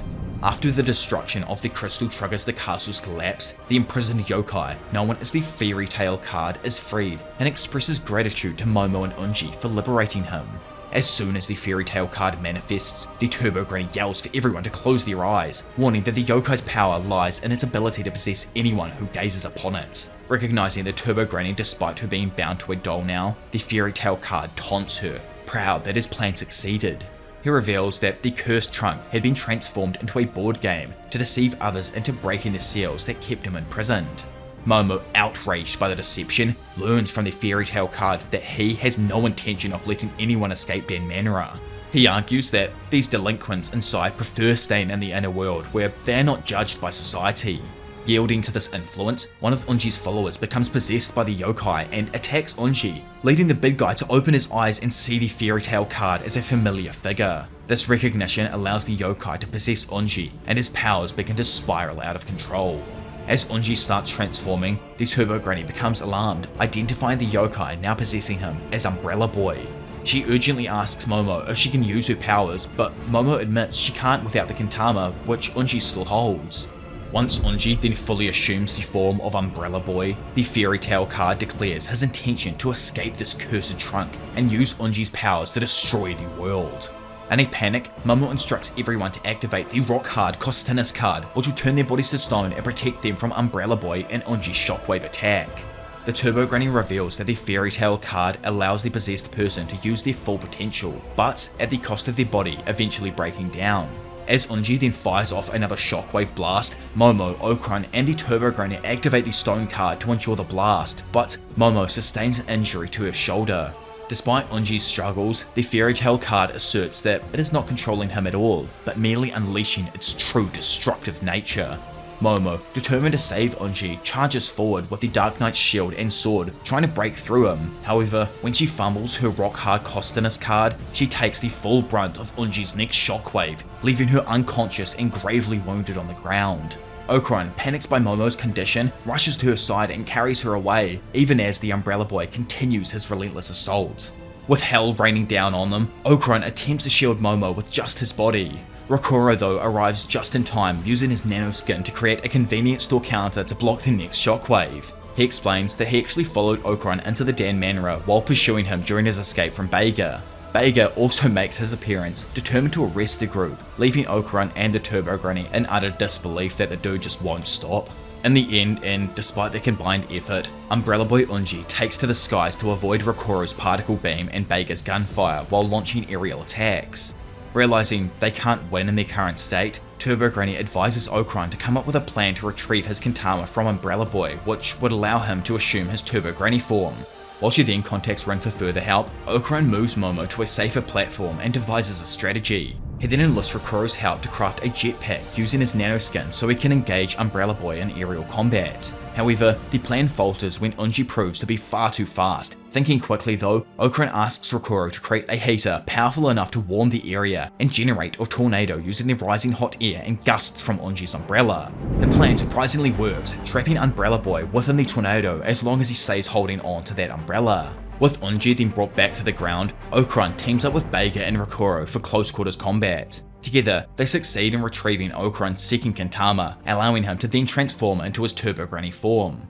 In this new form, Okran battles Umbrella Boy up in the skies, using floating rubble as stepping stones before delivering powerful, all-out drop kicks that send the Umbrella Boy crashing down to the platform below. As the Umbrella Boy lies defeated down on the ground, the skies begin to darken and the rain starts falling. Okran suddenly notices a young boy standing near Onji, pleading for him to stop tormenting his older brother. This strange vision leaves Okran momentarily stunned as he begins to piece together the fragments of memory connected to Umbrella Boy. Before he can make sense of it though, Bega approaches and pulls off Umbrella Boy's mask, revealing Onji underneath. Bega, shocked, recognizes Onji and reveals that he's been searching for him for a long time, adding an even deeper layer of mystery to Onji's past. Delving back into the past, Onji's life took a tragic turn after his father died from overworking, leaving the family in hardship. Determined to protect his younger brother Futa, which is a crazy name for a younger brother, man, like what the hell, Onji takes on the guardian role. However, one day, Futa doesn't return home, and Onji's worst fears are realized when he finds that Futa has drowned by the river. This loss deeply scars him. Not long after, Onji and his mother visit an amusement park, a brief respite from their pain. but their trip ends in a nightmare when Unji's mother, overwhelmed by grief, jumps in front of an oncoming train. She tries to pull Unji with her, but he barely manages to escape her grasp, surviving the horrific ordeal. Now homeless, Unji is sent to live in an orphanage where he is continuously bullied by the other children. After a brutal altercation, Unji retaliates and runs away, his heart hardening as he grows into a bitter, angry teenager. His rage and hatred for the world culminate in becoming a delinquent gang leader, known for provoking violence and rebellion.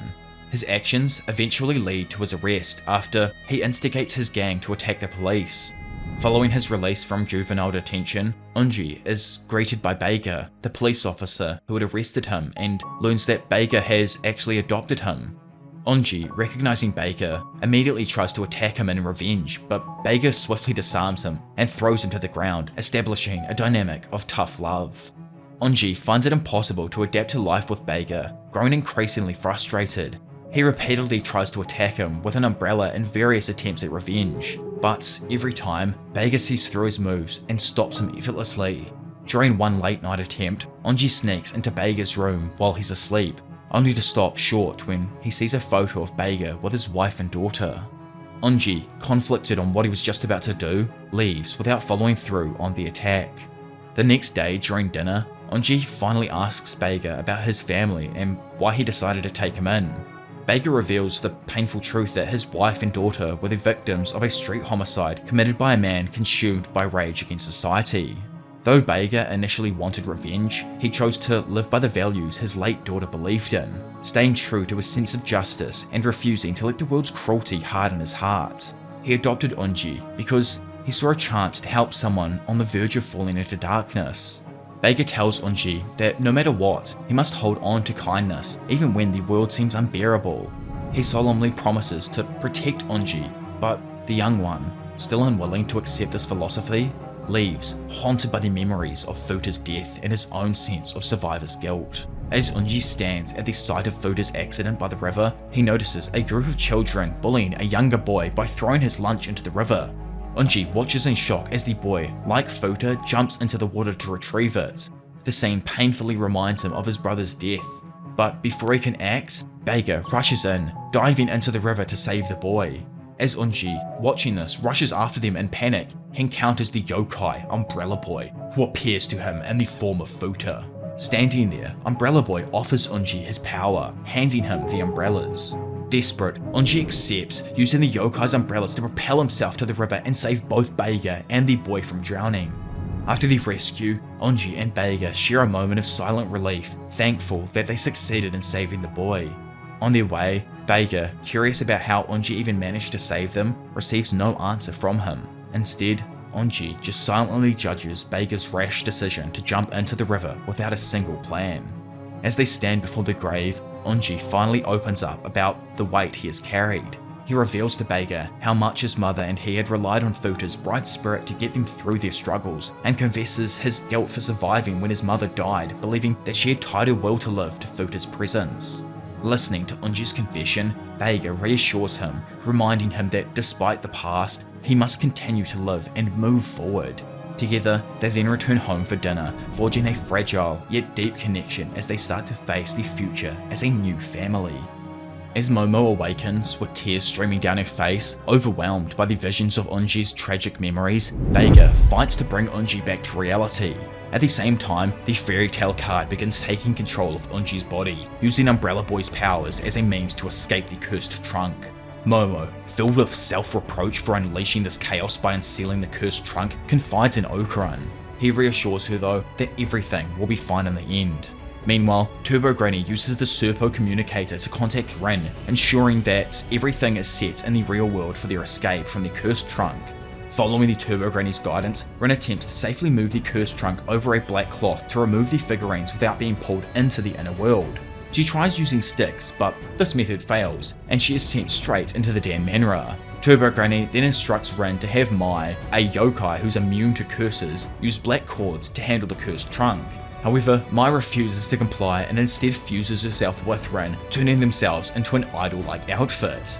Rin, though hesitant, finds the courage to sing, activating Mai's Onbusuman ability to manipulate gravity and successfully extracting the figurines from the cursed trunk. Back inside it, everyone starts rising into the air, but Momo remains anchored to the ground, having consumed food from the Danmanra. Sadly, even with the power of the Kintama, it can't help her ascend. I still love how a nut is giving people extraordinary power. Why?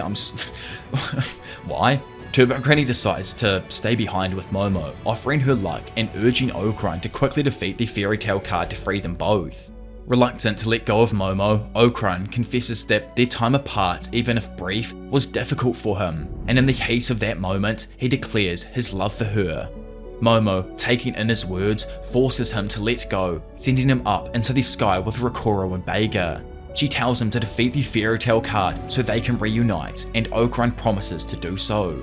Back in the real world, the fairy tale card, Unji, and the delinquents are the first to be released from the cursed trunk. The fairy tale card, ecstatic to be free, expresses his gratitude to an unconscious Unji, and then sets his sights on Rin, sensing her immense power.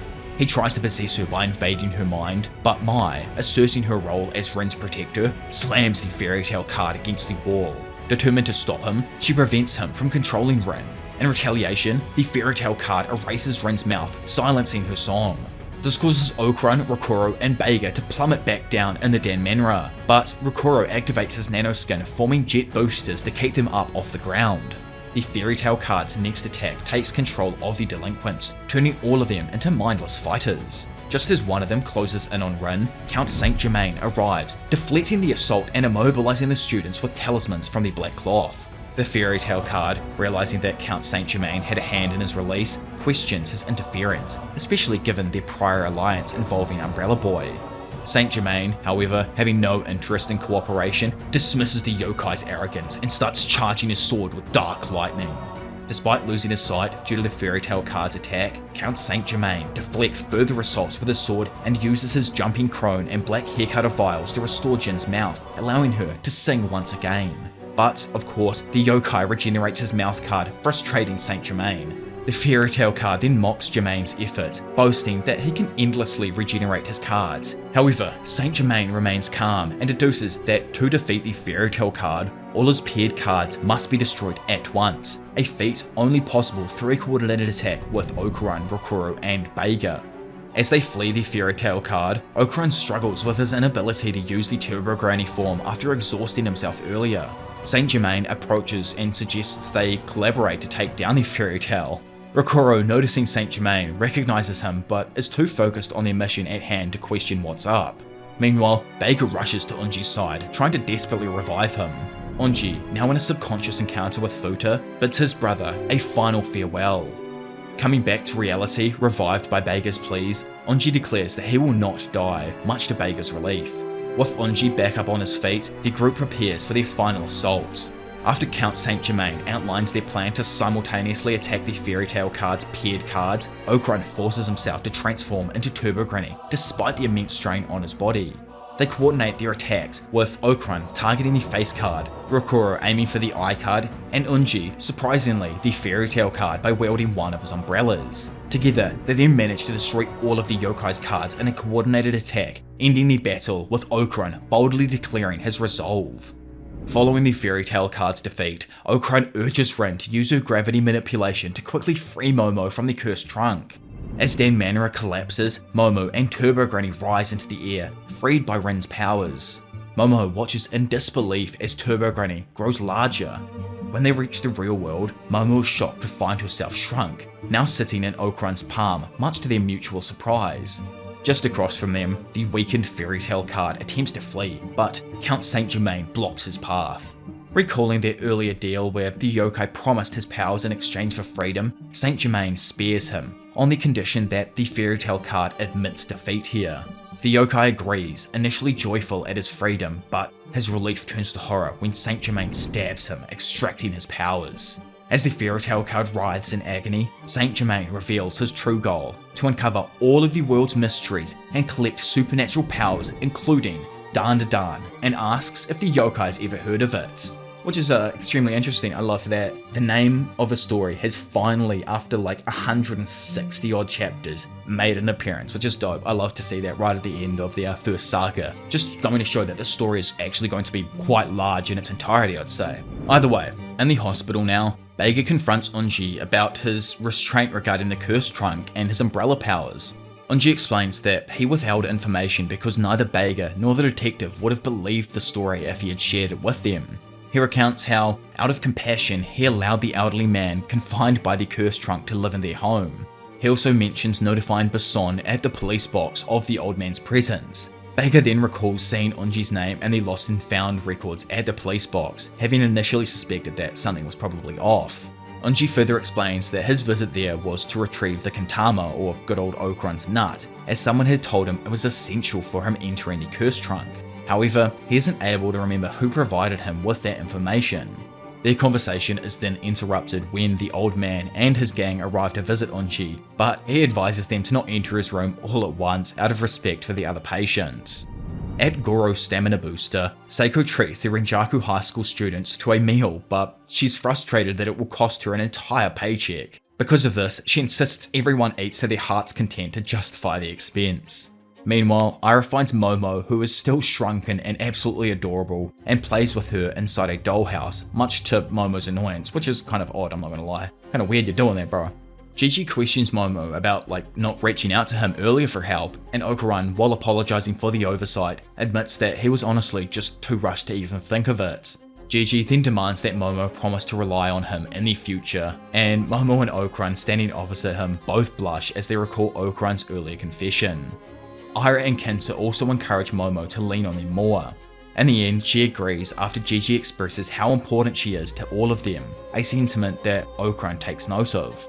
Mai, however, interrupts by declaring that they don't need any more troublemakers, asserting that she and Rin are enough, much to Ira's annoyance. When Momo confirms that she's recovered after the ordeal, Gigi asks Seiko if there's any way to restore Momo's original size. Seiko admits she doesn't know how, but thanks Okuran and Turbo Granny for their help, and promises to find a way to return Momo to normal. With the second Kintama obviously finally reclaimed, the group prepares for the unusual ritual to return it to Okuran's body via a baseball game, despite his protests for a more conventional method. Last time obviously it was a soccer ball, first time around it was the baseball game. Turbo Granny, acting as the pitcher, throws Okuran's Kintama at him, confident that Seiko, who's standing there as the batter, won't even be able to hit it. Seiko, having practiced since their first match, swings confidently, only to be surprised when Turbo Granny throws a curveball. Despite the trick, Seiko manages to hit the Kintama, sending it soaring into the sky, much to everyone's astonishment. She then orders everyone to go out and search for the damn thing. After both Kintama are retrieved, Okuran expresses his gratitude to everyone for their help and apologizes to Momo for her shrunken form as a result of the search. Momo reassures him, hopeful that they will eventually find a solution for her. In contrast, Ira is delighted with Momo's tiny size and eagerly looks forward to dressing her in miniature outfits. With her end of the deal now finally fulfilled, Turbo Granny asks for the restoration of her spiritual powers. Okuran, then with the assistance of Seiko, returns her powers despite Ira's concerns about the potential threat that Turbo Granny might pose. As Turbo Granny's aura grows in strength, Ira and Gigi sense a menacing presence, prompting them to consider calling upon Evil Eye for help. However, Turbo Granny dissipates the aura, stating that she has no intention of staying now that her goal is achieved, and she departs peacefully. Damn, okay, so that does leave a few things up for the second part of the story that I'm quite keen on. What is Dandadan, what is the cursed Dandadan? I'm quite interested in that. Is Okuran going to play a large part in this next part of the story? Obviously, this next part of the story is now going to focus on Momo getting her size back, I would imagine, as well, and figuring out what Dandadan is. But as the sun sets on this chapter of their lives, a new adventure beckons, specifically this series' newest saga, which is actually currently releasing, so make sure you all go out and find it and buy the manga and start keeping up to date with it, because it's absolutely amazing. The promise of more trials, growth, and perhaps a well-deserved peace sometime in the future. For now though, this section ends happily with Okuran getting his balls back, ready to embrace whatever lies ahead. Obviously, if you've enjoyed this massive video, then make sure to leave a comment down below discussing your favourite parts. For anyone confused though, and like I just said before, the story isn't over, this was just technically the entire first saga. So in the future, and if you all want me to start covering Dandadan in a similar manner to how I did Jujutsu Kaisen, then let me know down in the comment section below. For those curious though, I have now completed the full Steel Ball Run script, and all the images have been gathered for it. So if I vanish for a month after dropping this banger here, yeah, I'm back in the lab completing that thing. Hopefully that will be a nice treat to end this year on, and it won't take me too long to get done. Probably is going to take me a few weeks to fully edit though. Of course, subscribe if you are new around here, as it really helps out with pushing my content to a bunch of new amazing people. And if you want early access to everything I create, then think about becoming one of these amazing channel or Patreon members who see everything I create first. Either way, for now it's been your professional degenerate Diavolo, and I'll see you all in a bit. Bye.